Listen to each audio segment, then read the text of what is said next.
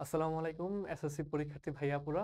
তোমাদের one shot সিরিজের আমার সাথে কেমিস্ট্রির প্রথম ক্লাস ছিল চ্যাপ্টার 2। আজকে হচ্ছে আমরা কেমিস্ট্রি চ্যাপ্টার 4 অর্থাৎ পর্যায় সারণী চ্যাপ্টারটা নিয়ে পড়ালেখা করব। তো চ্যাপ্টার 2তে পড়ানোর সময় যেটা বলেছিলাম এখানেও সেম কথা। আমরা বিগত বছরগুলোর বোর্ড প্রশ্ন খুব ভালোভাবে অ্যানালাইসিস করে প্রত্যেকটা ইম্পর্টেন্ট টপিক এবং প্রত্যেকটা ইম্পর্টেন্ট প্যাটার্নের প্রশ্ন তোমাদের সামনে তুলে ধরার চেষ্টা করেছি, যাতে তোমাদের এসএসসিতে এই প্রশ্নগুলো অ্যান্সার করতে কোনো ধরনের সমস্যা না হয়। আমাদের ক্লাসগুলো শেষ করলে ইনশাল্লাহ এসএসসিতে কোনো ধরনের প্রশ্ন তোমরা আটকাবে না। তাহলে চলো আজকে আমরা চ্যাপ্টার শুরু করছি। আমাদের চ্যাপ্টার নাম হচ্ছে পর্যায় সারণী। আর আমি তোমাদেরকে একটু রোড ম্যাপটা বলে দিই আমরা কিভাবে ক্লাসের মধ্যে আগাবো। প্রথমেই হচ্ছে আমাদের এই চ্যাপ্টারের প্রত্যেকটা টপিক ভিত্তিক সবচেয়ে ইম্পর্টেন্ট এমসিকিউ গুলো আমরা সলভ করব। তারপর তোমাদেরকে সিকিউ দেখাবো। সিকিউ কিভাবে দেখাবো, প্রথমে হচ্ছে আমাদের জ্ঞানমূলক গুলা, তারপর অনুধাবনমূলক, তারপর প্রয়োগ এবং উচ্চতর দক্ষতামূলক।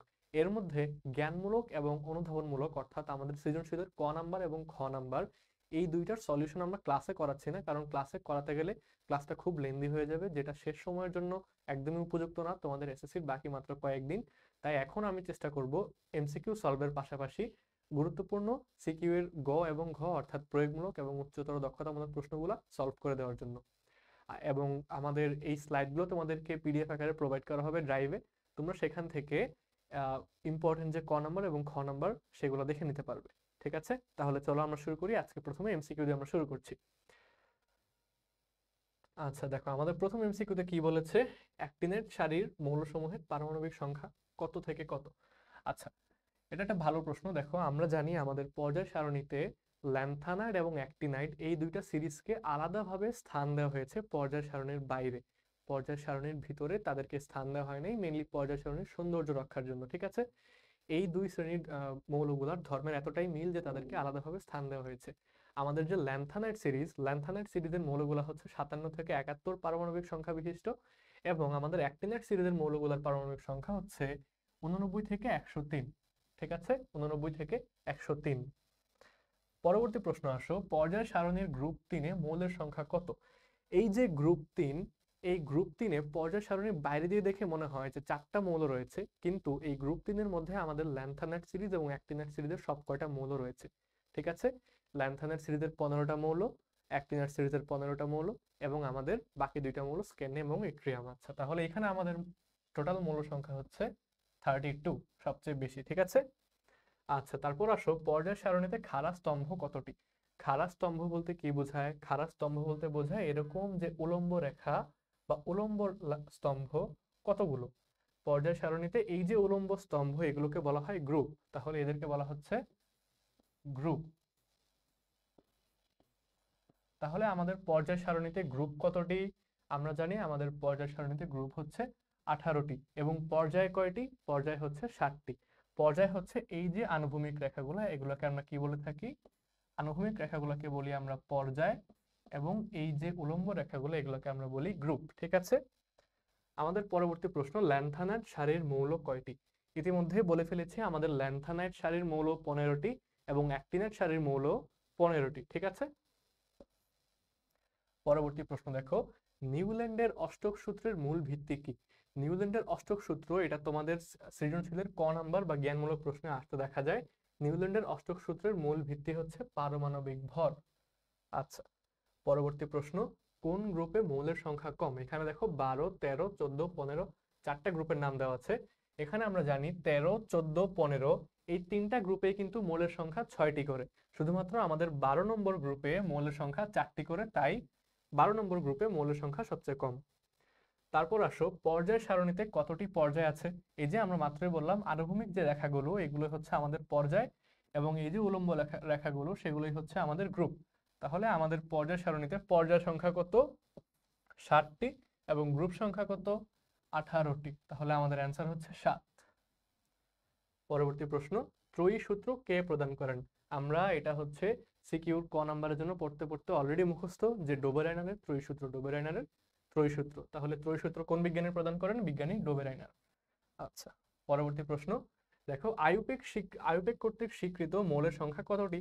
আমরা কি জানি আমাদের যে আধুনিক পর্যায় সারণী সেটা টোটাল কতগুলো মৌল নিয়ে গঠিত?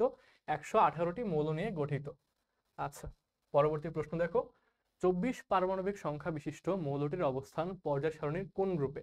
এখন আমাদের যে টাইপটা, এই টাইপটা হচ্ছে মূলত ইলেকট্রন বিন্যাসের উপর ভিত্তি করে আমাদের গ্রুপ সংখ্যা এবং পর্যায় সংখ্যা নির্ণয়, অর্থাৎ পর্যায় সারণীতে মৌলের অবস্থান নির্ণয়। তো আমাদের এই ধরনের প্রশ্ন সিকিউ এমসিকিউ উভয় জায়গাতে আসতে দেখা যায়। তাই আমাদের ইলেকট্রন বিন্যাস থেকে কোনো মৌলের পর্যায় সারণীতে অবস্থান নির্ণয় তথা গ্রুপ এবং পর্যায় নির্ণয় খুব ভালোভাবে জানা থাকতে হবে। তাহলে আমরা যেই টাইপের প্রশ্ন পাবো সেটা সঙ্গে সঙ্গে সলভ করে ফেলবো। চলো দেখো এখানে কি বলা হয়েছে, 24 পারমাণবিক সংখ্যা। তাহলে পারমাণবিক সংখ্যা 24 কোন মৌলটার? 24 পারমাণবিক সংখ্যা হচ্ছে আমরা সবাই জানি ক্রোমিয়ামের। তাহলে আমরা চলো ক্রোমিয়ামের ইলেকট্রন বিন্যাস করে দেখি। ক্রোমিয়ামের ইলেকট্রন বিন্যাস করলে আমরা কি পাচ্ছি?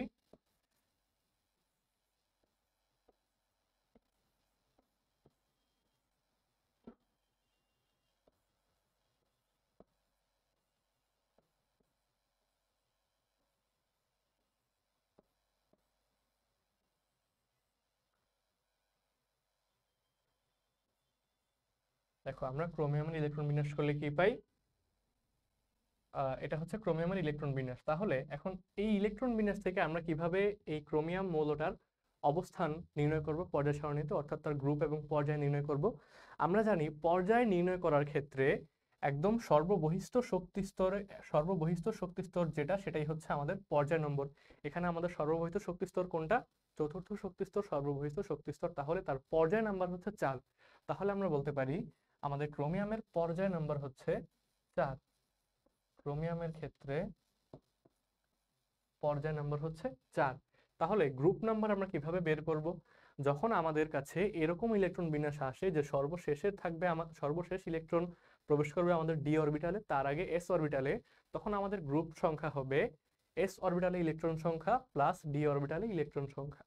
আবারও বলি, যদি আমাদের কোনো এরকম মৌলের ইলেকট্রন বিন্যাস পাই যার সর্বশেষ ইলেকট্রন প্রবেশ করে ডি অরবিটালে এবং তার আগে ইলেকট্রন প্রবেশ করে এস অরবিটালে, তখন আমাদের সেই মৌলের গ্রুপ সংখ্যা কত হবে? এস অরবিটালের ইলেকট্রন সংখ্যা এবং ডি অরবিটালের ইলেকট্রন সংখ্যার যোগফল। ঠিক আছে, তাহলে এখানে আমাদের গ্রুপ কত হবে? এখানে আমাদের গ্রুপ কত হচ্ছে খেয়াল করো। এখানে আমাদের গ্রুপ নাম্বার হচ্ছে এস অরবিটাল ইলেকট্রন 1টা, ডি অরবিটাল ইলেকট্রন 5টা। তাহলে আমাদের গ্রুপ নাম্বার হচ্ছে 6। আমাদের গ্রুপ নাম্বার হচ্ছে 6। এটা হচ্ছে অ্যান্সার। ঠিক আছে, পরবর্তী প্রশ্নে যাই। নাইট্রোজেন পর্যায় সারণীর কোন গ্রুপে অবস্থিত? সেম প্রশ্ন, আমরা সেম ভাবে সলভ করব, অ্যাপ্রোচটাও সেম হবে। তাহলে আমরা প্রথমে নাইট্রোজেনের ইলেকট্রন বিন্যাস লিখব। আমরা জানি নাইট্রোজেনের পারমাণবিক সংখ্যা হচ্ছে 7। তাহলে নাইট্রোজেনের ইলেকট্রন বিন্যাস কি হবে?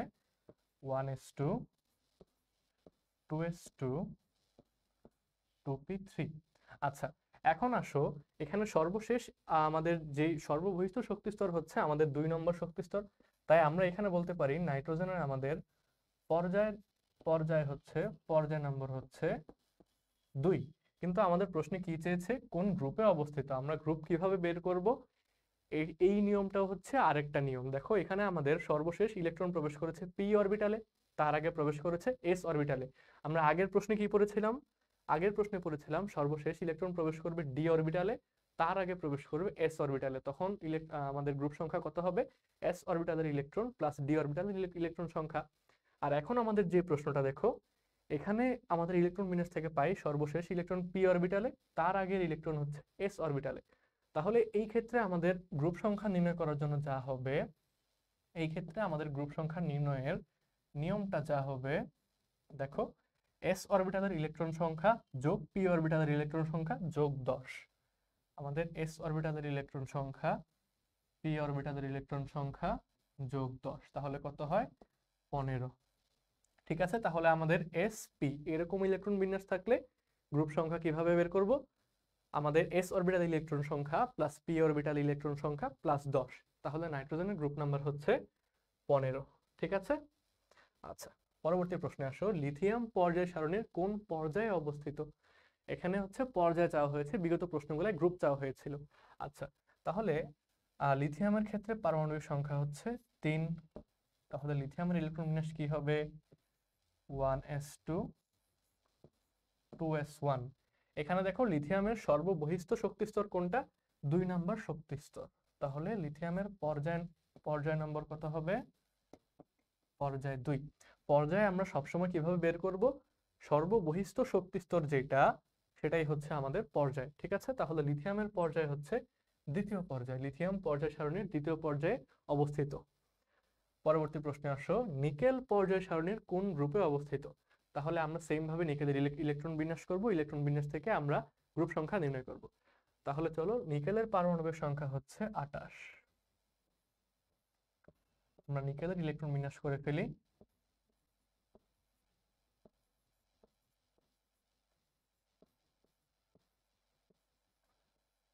3s2 3p6 4s2 3d8। এখানে খেয়াল করো, নিকেলের সর্ববহিস্থ শক্তি স্তর কোনটা? নিকেলের ইলেকট্রন বিন্যাসে দেখো 4s2, এখানে 4 তো সর্ববহিস্থ শক্তি স্তর, তাই না? তাই নিকেলের পর্যায় নম্বর হবে 4। কিন্তু আমাদের প্রশ্নে কি চেয়েছে? নিকেল কোন গ্রুপে অবস্থিত। এখন দেখো, সর্বশেষ ইলেকট্রন প্রবেশ করেছে ডি অরবিটালে, তার আগে প্রবেশ করেছে এস অরবিটালে। তাহলে আমরা একদম প্রথম যে নিয়মটা পড়েছিলাম প্রথম এমসিকিউ সলভের সময়, সেভাবে সলভ করব। তাহলে দেখো আমাদের নিয়মটা কি ছিল, আরেকবার আমি দেখিয়ে দিচ্ছি তোমাদের মনে করানোর জন্য। সর্বশেষ ইলেকট্রন যদি ডি অরবিটালে যায়, তার আগে যদি এস এ যায়, তখন আমাদের গ্রুপ সংখ্যা কি হবে? এস অরবিটালের ইলেকট্রন সংখ্যা প্লাস ডি অরবিটালের ইলেকট্রন সংখ্যা। ঠিক আছে, তাহলে আসো আমরা এই এমসিকিউটা সলভ করে ফেলি। আমাদের নিকেলের ক্ষেত্রে গ্রুপ সংখ্যা কি হবে? এস অরবিটালের ইলেকট্রন সংখ্যা প্লাস ডি অরবিটালের ইলেকট্রন সংখ্যা। তাহলে নিকেলের গ্রুপ নাম্বার কত? নিকেলের গ্রুপ নাম্বার হচ্ছে 10। বোঝা গিয়েছে? চলো পরবর্তী প্রশ্নে। দেখো, ইলেকট্রন বিন্যাসের নিয়ম অনুসারে গ্রুপ নির্ণয়ে কোন মৌলটি ব্যতিক্রম? আচ্ছা, এখন আমরা সব কয়টা মৌলের ইলেকট্রন বিন্যাস করে দেখা লাগবে কোনটা ব্যতিক্রম। ঠিক আছে, ধরো আমি প্রথমে হিলিয়াম থেকে শুরু করছি, যেহেতু প্রথম অপশন হিলিয়াম। হিলিয়ামের পারমাণবিক সংখ্যা হচ্ছে 2। তাহলে হিলিয়ামের ইলেকট্রন বিন্যাস হবে 1s2। আর হ্যাঁ দেখো, আমরা কিন্তু প্রথমে একটা এক্সেপশন পেয়ে গেছি। হিলিয়ামের পারমাণবিক সংখ্যা হচ্ছে 2, তার ইলেকট্রন বিন্যাস হচ্ছে 1s2। এখন 1s2 যেই মৌলের ইলেকট্রন বিন্যাস, তার অবস্থান কোথায় হওয়ার কথা? অবশ্যই 2 নম্বর গ্রুপে, তাই না? আমাদের যদি ইলেকট্রন বিন্যাসের সর্বশেষ ইলেকট্রনটা এস অরবিটালে প্রবেশ করে, ইলেকট্রন বিন্যাসের সর্বশেষ ইলেকট্রন যদি এস অরবিটালে প্রবেশ করে, তাহলে আমাদের এস অরবিটালের ইলেকট্রন সংখ্যাই হবে আমাদের গ্রুপ নাম্বার। ঠিক আছে, সর্বশেষ ইলেকট্রন যদি এস অরবিটালে প্রবেশ করে, তাহলে এস অরবিটালের ইলেকট্রন নাম্বারই হবে আমাদের গ্রুপ নাম্বার। তাহলে এখানে হিলিয়ামের যেহেতু সর্বশেষ ইলেকট্রন এস অরবিটালে প্রবেশ করছে, হিলিয়ামের এস অরবিটাল ইলেকট্রন সংখ্যা কত? 2টা। তাহলে হিলিয়ামের গ্রুপ নাম্বার হওয়ার কথা 2। কিন্তু এখানে আমরা এক্সেপশন পাই, হিলিয়াম কিন্তু আমাদের পর্যায় সারণীর একদম 18 নম্বর গ্রুপে অবস্থিত নিষ্ক্রিয় গ্যাস হিসেবে। ঠিক আছে, তাই হিলিয়ামই হচ্ছে আমাদের ব্যতিক্রম। পরবর্তী প্রশ্ন, দ্বিতীয় পর্যায়ের সর্বশেষ মৌল কোনটি? আমাদের প্রথম পর্যায়ের সর্বশেষ মৌল কি? হিলিয়াম। আমরা জানি একদম সর্বশেষ যে মৌলগুলো থাকে আমাদের 18 নম্বর গ্রুপে, সেগুলো হচ্ছে সব নিষ্ক্রিয় গ্যাস। তাহলে আমাদের 18 নম্বর গ্রুপে প্রথম পর্যায়ে মৌলটা ছিল হিলিয়াম, তাহলে হিলিয়ামের নিচে কি থাকবে? নিয়ন। নিয়ন হচ্ছে আমাদের দ্বিতীয় পর্যায়ের সর্বশেষ মৌল। আমাদের যে কোনো পর্যায়ের সর্বশেষ মৌলটা হচ্ছে একটা নিষ্ক্রিয় গ্যাস। ঠিক আছে, পরবর্তী প্রশ্ন দেখো, এক্স একটা মৌল যার ইলেকট্রন বিন্যাস দেওয়া আছে। এখানে চেয়েছে মৌলটি পর্যায় সারণীর কোন গ্রুপে অবস্থিত। তাহলে আমাদের গ্রুপ সংখ্যা বের করা লাগবে। দেখো, সর্বশেষ ইলেকট্রন প্রবেশ করছে আমাদের ডি অরবিটালে। এখানে ইলেকট্রন বিন্যাসের সাধারণত 3D-টা আমরা পরে লিখি। ঠিক আছে, আমরা 3D-টা সাধারণত পরে লিখি। কেন? কারণ এটা হচ্ছে আফবাউ নীতি মেনে ইলেকট্রন বিন্যাসটা হয়ে থাকে। ইলেকট্রন সর্বপ্রথম যেই অরবিটালে প্রবেশ করতে কম শক্তি প্রয়োজন সেখানে প্রবেশ করবে, তারপর যে অরবিটালে প্রবেশ করতে অধিক শক্তি প্রয়োজন সেইখানে প্রবেশ করবে। আমাদের 3D অরবিটালে প্রবেশের চেয়ে 4s অরবিটালে প্রবেশ করা কিন্তু ইলেকট্রনের জন্য খুবই সহজ। ঠিক আছে, তাই ইলেকট্রন আগে প্রবেশ করবে 4s অরবিটালে, তারপরে প্রবেশ করবে 3D অরবিটালে। এজন্য আমাদের ইলেকট্রন বিন্যাসটা হওয়া উচিত ছিল 4s2 3d2। ঠিক আছে, তাহলে এটা যদি আমাদের ইলেকট্রন বিন্যাস হয়, সর্বশেষ ইলেকট্রন প্রবেশ করছে ডি অরবিটালে, তার আগে ইলেকট্রন প্রবেশ করছে এস অরবিটালে। এখন আমরা কিভাবে গ্রুপ সংখ্যা বের করব? এস অরবিটালে ইলেকট্রন সংখ্যা প্লাস ডি অরবিটালে ইলেকট্রন সংখ্যা। তাহলে আমাদের গ্রুপ সংখ্যা হচ্ছে 4, গ্রুপ নাম্বার হচ্ছে 4। এক্স এই মৌলটার গ্রুপ নাম্বার হচ্ছে আমাদের 4। ঠিক আছে, পরবর্তী প্রশ্ন দেখো, কোন ক্যাটায়নটির আকার সবচেয়ে ছোট? আচ্ছা, এখন আমরা ক্যাটায়নের আকার কিভাবে নির্ণয় করব চলো আমরা দেখি। এখানে খেয়াল করো, যদি আমরা পর্যায় সারণীর কথা চিন্তা করি, এই মৌলগুলোর অবস্থান কিরকম হবে?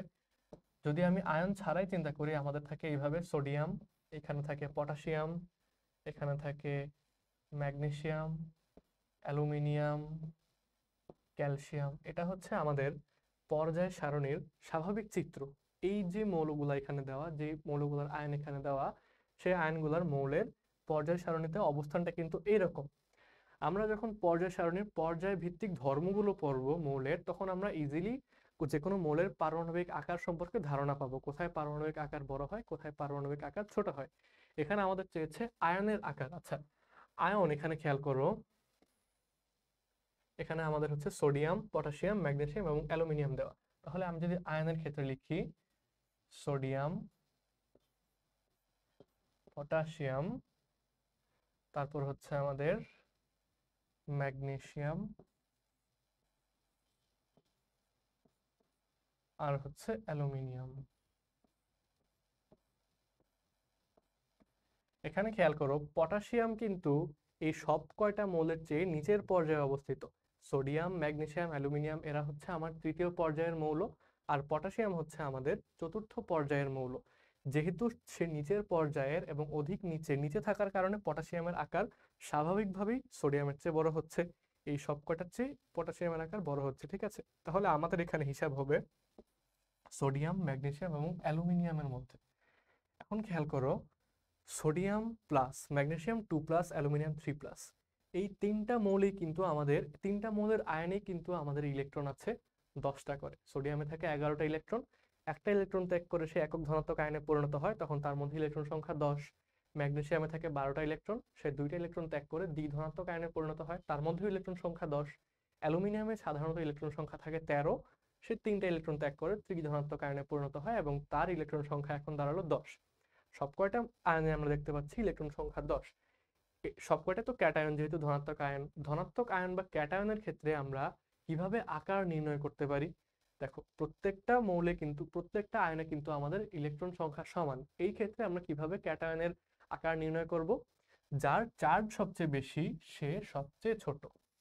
এখানে মনে রাখবা, দেখো আমাদের এই তিনটা আয়নের মধ্যে কিন্তু ইলেকট্রন সংখ্যা সমান, কিন্তু এখানে সবচেয়ে বেশি চার্জ কার? অ্যালুমিনিয়ামের। অ্যালুমিনিয়ামের চার্জ হচ্ছে 3। ঠিক আছে, অ্যালুমিনিয়ামের চার্জ +3। সবচেয়ে বেশি চার্জ হওয়ার কারণে তার আকার সবচেয়ে ছোট। এটার এক্সপ্লেনেশন আমরা কখনো সিকিউতে পড়বো, বাট এমসিকিউতে এত বড় এক্সপ্লেনেশন সাধারণত দরকার হয় না। ঠিক আছে, শর্টকাট এটাই মনে রাখবে। আমাদের এইরকম ক্ষেত্রে, এরকম কেসে, যেই ক্যাটায়নের চার্জ সবচেয়ে বেশি তার আকার সবচেয়ে ছোট। ঠিক আছে, তাহলে আমাদের সবচেয়ে ছোট হচ্ছে এখানে অ্যালুমিনিয়ামের আকার। পরবর্তী প্রশ্নে আসো, কোন মৌলটি অধিকতর তড়িৎ ঋণাত্মক? আচ্ছা, আমরা আমাদের পর্যায় সারণীর মেইনলি পর্যায় ভিত্তিক ধর্ম যে টপিকটা, সেখানে প্রবেশ করেছি। খেয়াল করো, আমরা যদি এই মৌলগুলাকে পর্যায় সারণীতে অবস্থান অনুযায়ী সাজাইতে চাই, কিভাবে হবে আমাদের? দেখো, নাইট্রোজেন, অক্সিজেন, ফ্লোরিন, ক্লোরিন, এই হচ্ছে আমাদের গ্রুপ 15, এই হচ্ছে আমাদের গ্রুপ 15, এই হচ্ছে 16, এই হচ্ছে 17, তাই না? পর্যায় সারণী নিয়ে আমাদের ন্যূনতম আইডিয়া থাকতে হবে। কেন? এই যে এমসিকিউ গুলা দ্রুত সলভ করার জন্য এবং সিকিউতে প্রশ্ন খুব ইজিলি ধরতে পারার জন্য। ঠিক আছে, এই জন্য পর্যায় সারণীর চিত্রটা আমরা মাথায় রাখার চেষ্টা করব। অ্যাটলিস্ট এটা চেষ্টা করব যেন আমরা এইরকম প্রশ্নগুলোতে ইজিলি মৌলগুলোর অবস্থান পর্যায় সারণীতে চিহ্নিত করতে পারি। ঠিক আছে, তাহলে আমি একটা রাফ আইডিয়া দিলাম। মৌলগুলো হচ্ছে এইভাবে থাকে। এখন দেখো, তড়িৎ ঋণাত্মক, তড়িৎ ঋণাত্মকতা কি, বা এটা নিয়ে হচ্ছে আমরা সিকিউতে আলোচনা করব আমাদের সিকিউ টপিকে যখন আসবে, বাট আমাদের এমসিকিউর জন্য জানা প্রয়োজন তড়িৎ ঋণাত্মকতা এরকম একটা ধর্ম, এরকম একটা পর্যায় ভিত্তিক ধর্ম যেটা বাম থেকে ডানে বৃদ্ধি পায়। কি বললাম? তড়িৎ ঋণাত্মকতা বাম থেকে ডানে বৃদ্ধি পায়। আমাদের তড়িৎ ঋণাত্মকতাকে বলা হয় ইলেকট্রোনেগেটিভিটি। সো আমি এটাকে ইএন দিয়ে লিখছি। ঠিক আছে, ইএন বা ইলেকট্রোনেগেটিভিটি আমাদের বাম থেকে ডানে, বাম থেকে ডানে কি হবে? বৃদ্ধি পাবে। তড়িৎ ঋণাত্মকতা আমাদের পর্যায় সারণীর এক পর্যায়ের, সেম পর্যায়ের বাম থেকে ডান দিকে বৃদ্ধি পাবে, এবং এটা, এবং একই গ্রুপের উপর থেকে নিচে, একই গ্রুপের উপর থেকে নিচে সে হ্রাস পাবে। তাহলে কি বললাম? তড়িৎ ঋণাত্মকতা বাম থেকে ডানে, একই পর্যায়ের বাম থেকে ডানে বৃদ্ধি পাবে এবং একই গ্রুপের উপর থেকে নিচে হ্রাস পাবে।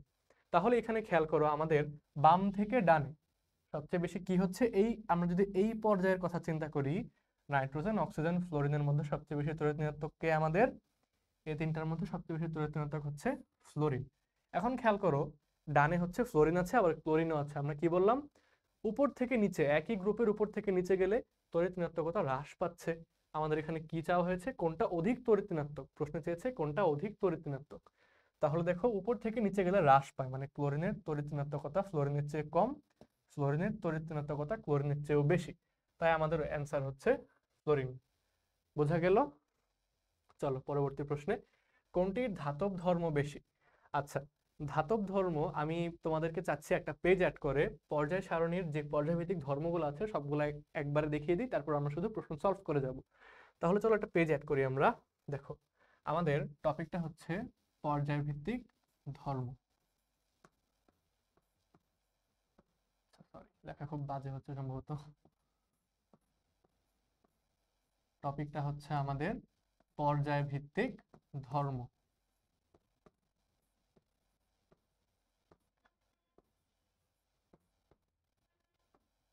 চলো তাহলে আমরা সবার আগে দেখব, এটা কিন্তু আমি এমসিকিউর জন্য খুব ইজি ভাবে বোঝাচ্ছি, এখানে কোনো এক্সপ্লেনেশন নাই, ঠিক আছে? এক্সপ্লেনেশন আমরা সিকিউর ক্ষেত্রে অবশ্যই দেখব।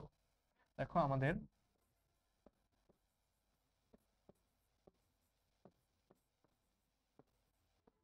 বাম থেকে ডানে, বাম থেকে ডানে হচ্ছে আমাদের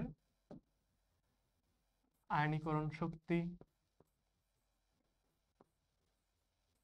বাম থেকে ডানে আমাদের আয়নীকরণ শক্তি, ইলেকট্রন আসক্তি,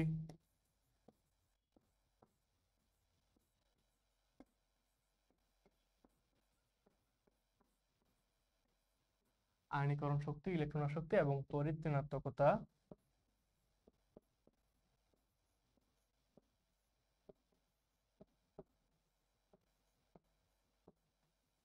ইলেকট্রন আসক্তি, তড়িৎ ঋণাত্মকতা, অধাতব ধর্ম,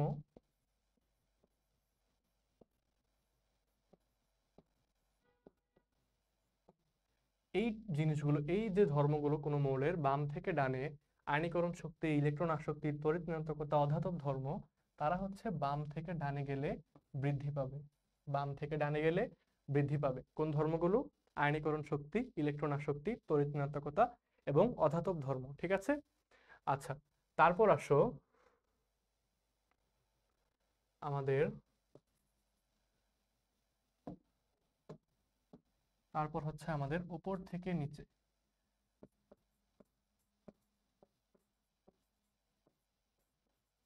আচ্ছা, আমি এটা আসলে ওই পেজে অ্যাড করে দিই, তাহলে তোমাদের জন্য সুবিধা হবে। দেখো আমাদের বাম থেকে ডানে হচ্ছে এই ধর্মগুলো বৃদ্ধি পাচ্ছে, আর উপর থেকে নিচে যদি বলি আমি,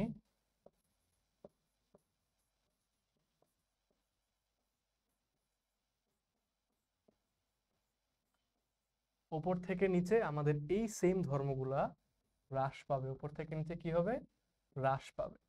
এই যে ধর্মগুলো আমাদের বাম থেকে ডানে, অর্থাৎ একই পর্যায়ের বাম থেকে ডানে গেলে বৃদ্ধি পাচ্ছে, আর একই গ্রুপের আমরা যদি উপর থেকে নিচে যাই এই ধর্মগুলো আমাদের হ্রাস পাচ্ছে, ঠিক আছে?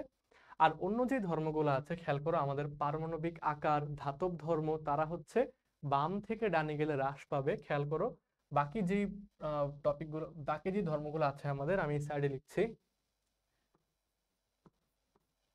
খেয়াল করো এই যে পারমাণবিক আকার, তারপর হচ্ছে ধাতব ধর্ম, এই যে ধর্মগুলো তারা হচ্ছে বাম থেকে ডানে গেলে হ্রাস পাবে, বাম থেকে ডানে গেলে হ্রাস পাবে, এবং উপর থেকে নিচে গেলে, উপর থেকে নিচে গেলে বৃদ্ধি পাবে, ঠিক আছে? আমি শুধু রাফ রাফ ভাবে লিখলাম এখানে, এটা দেখে আসলে বোঝার উপায় নেই কোনটা কি, বাট আমার মুখের কথাটার উপর তোমরা একটু গুরুত্ব দাও। আমাদের বাম থেকে ডানে, একই পর্যায়ের বাম থেকে ডানে গেলে আয়নীকরণ শক্তি, ইলেকট্রন আসক্তি, তড়িৎ ঋণাত্মকতা এবং অধাতব ধর্ম বৃদ্ধি পাচ্ছে, এবং উপর থেকে নিচে গেলে সেম ধর্মগুলো হ্রাস পাচ্ছে। এবং উল্টো দিকে পারমাণবিক আকার, ধাতব ধর্ম, তারা হচ্ছে আমাদের আহ বাম থেকে ডানে গেলে হ্রাস পাচ্ছে এবং উপর থেকে নিচে গেলে বৃদ্ধি পাচ্ছে, ঠিক আছে? এটুকু তোমরা জেনে রাখো। আচ্ছা, তাহলে আসো আমাদের এখানে প্রশ্ন করা হয়েছে কোনটির ধাতব ধর্ম বেশি। তাহলে এখানে যেই মৌলগুলা রয়েছে আমরা দেখতে পাচ্ছি তারা সবাই হচ্ছে আমাদের গ্রুপ 2 এর মৌল। আমাদের গ্রুপ 2 এর মৌলগুলা কি কি, চলো আমরা এখানে লিখি আমাদের গ্রুপ 2 এর মৌলগুলা।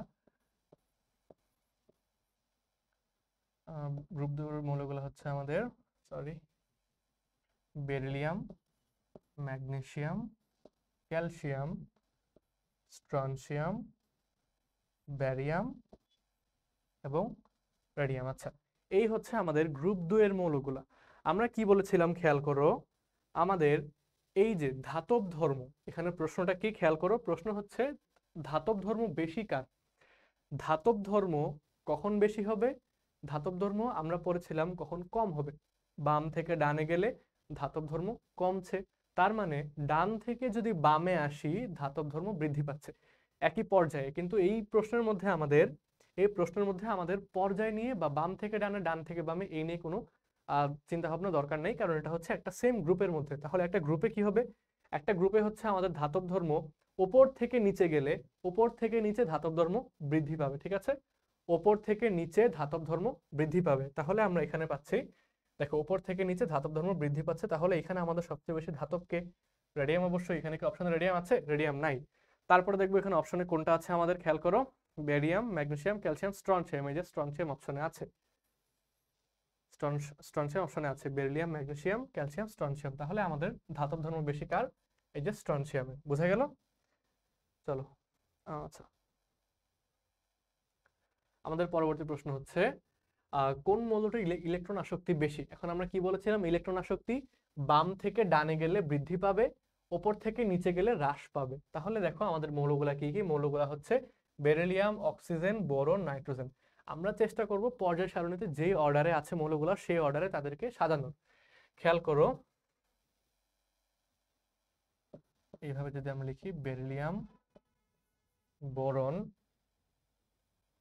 নাইট্রোজেন, অক্সিজেন, এই সবকটা হচ্ছে আমাদের পর্যায়, এগুলো হচ্ছে আমাদের পর্যায় 2 এর মৌল।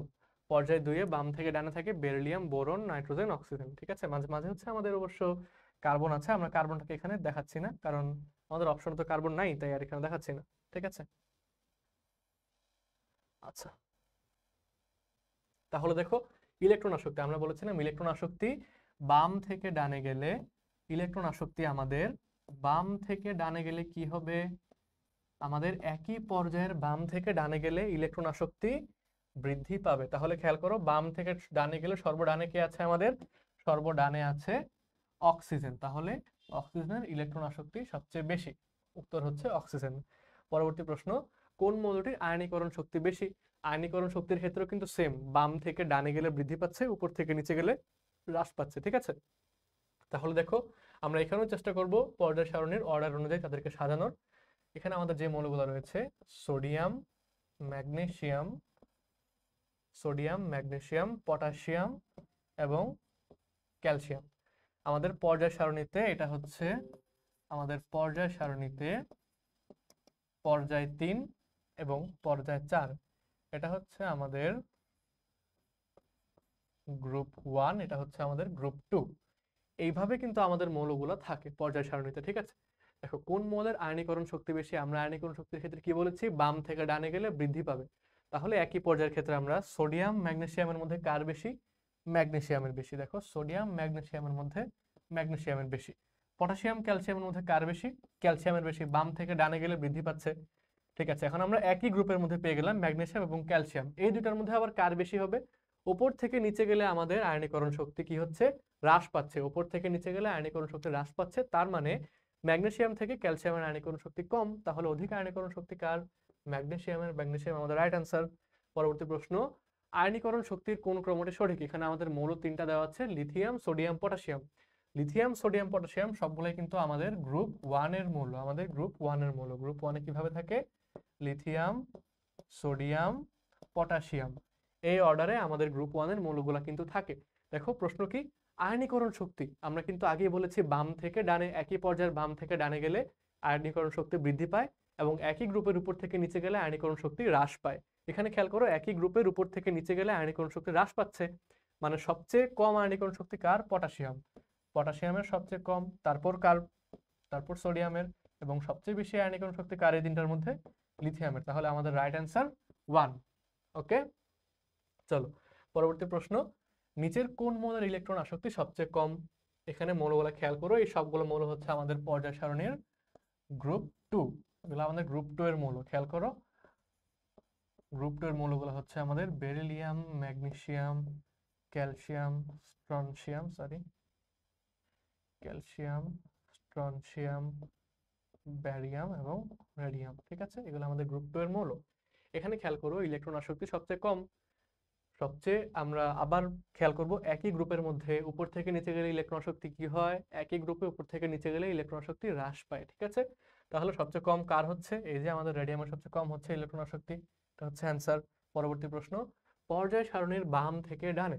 খেয়াল করো পর্যায় সারণীর বাম থেকে ডানে আমরা কিন্তু অলরেডি ধর্মগুলো নিয়ে একটা মোটামুটি আইডিয়া দিয়ে দিয়েছি, তাই না? দেখো বাম থেকে ডানে গেলে আমরা কোন ধর্মগুলো পরিবর্তন হচ্ছে, ধাতব ধর্ম হ্রাস পাচ্ছে। ধাতব ধর্ম হ্রাস পাচ্ছে না, আমাদের বাম দিকে হচ্ছে মৌলগুলো ধাতু হয় সাধারণত, ডান দিকের মৌলগুলো সাধারণত অধাতু হয়। ঠিক আছে, আমরা কিন্তু বলেছিলাম বাম থেকে ডানে গেলে অধাতব ধর্ম বৃদ্ধি পাচ্ছে, মানে ধাতব ধর্ম অবশ্যই হ্রাস পাবে। তাহলে বাম থেকে ডানে গেলে আমাদের ধাতব ধর্ম হ্রাস পায়, ঠিক কথা। আয়নীকরণ শক্তি বাড়ে, আমরা তো এতক্ষণ এটাই বলে আসছি বাম থেকে ডানে গেলে ইলেকট্রন শক্তি বাড়ে, আয়নীকরণ শক্তি বাড়ে, তড়িৎ ঋণাত্মকতা বাড়ে, তাই না? তাহলে আয়নীকরণ শক্তি বাড়ে, এটাও একটা সঠিক উত্তর। পরবর্তীটা দেখো, পারমাণবিক ব্যাসার্ধ বাড়ে। পারমাণবিক ব্যাসার্ধ কি বাড়ে? আমরা যে বলেছিলাম পারমাণবিক আকার এটা কিন্তু বাম থেকে ডানে গেলে হ্রাস পায়, উপর থেকে নিচে গেলে বৃদ্ধি পায়। তাহলে বাম থেকে ডানে পারমাণবিক ব্যাসার্ধ বাড়বে না, পারমাণবিক ব্যাসার্ধ কমবে। তাহলে আমাদের সঠিক উত্তর হচ্ছে 1 এবং 2। বোঝা গেল?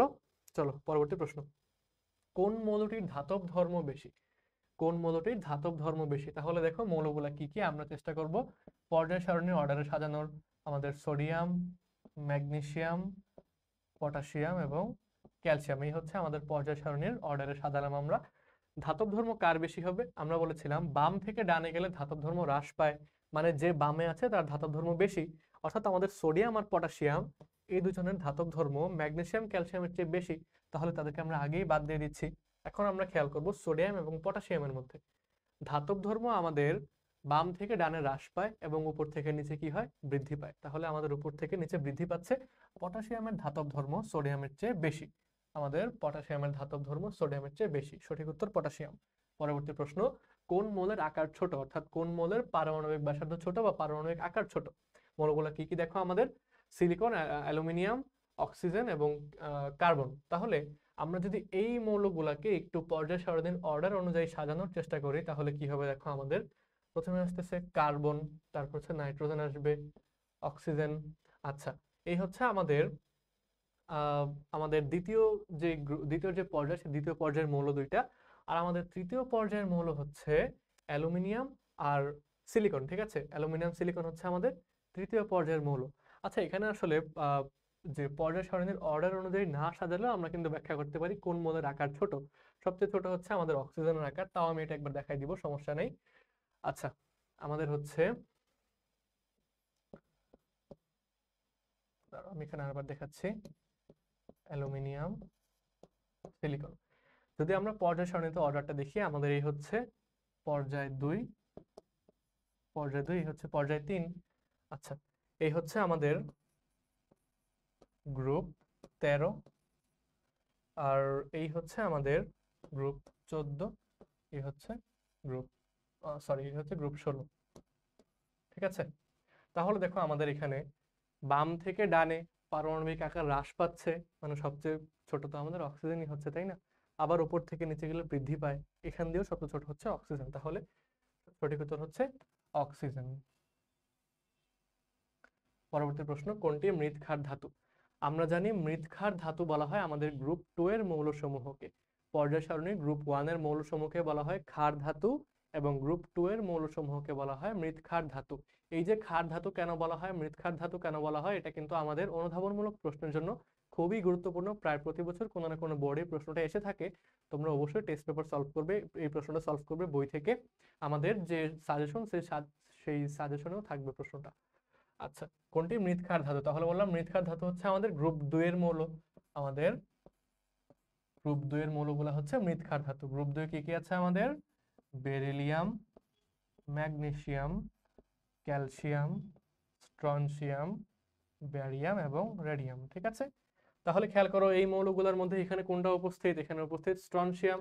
তার মানে স্ট্রনসিয়াম আমাদের একটা মৃৎক্ষার ধাতু। বোঝা গেল? পরবর্তী প্রশ্ন, কোনটি মুদ্রা ধাতু? আমাদের মুদ্রা ধাতু হচ্ছে গ্রুপ 11 এর মৌলগুলোকে সাধারণত মুদ্রা ধাতু বলা হয়।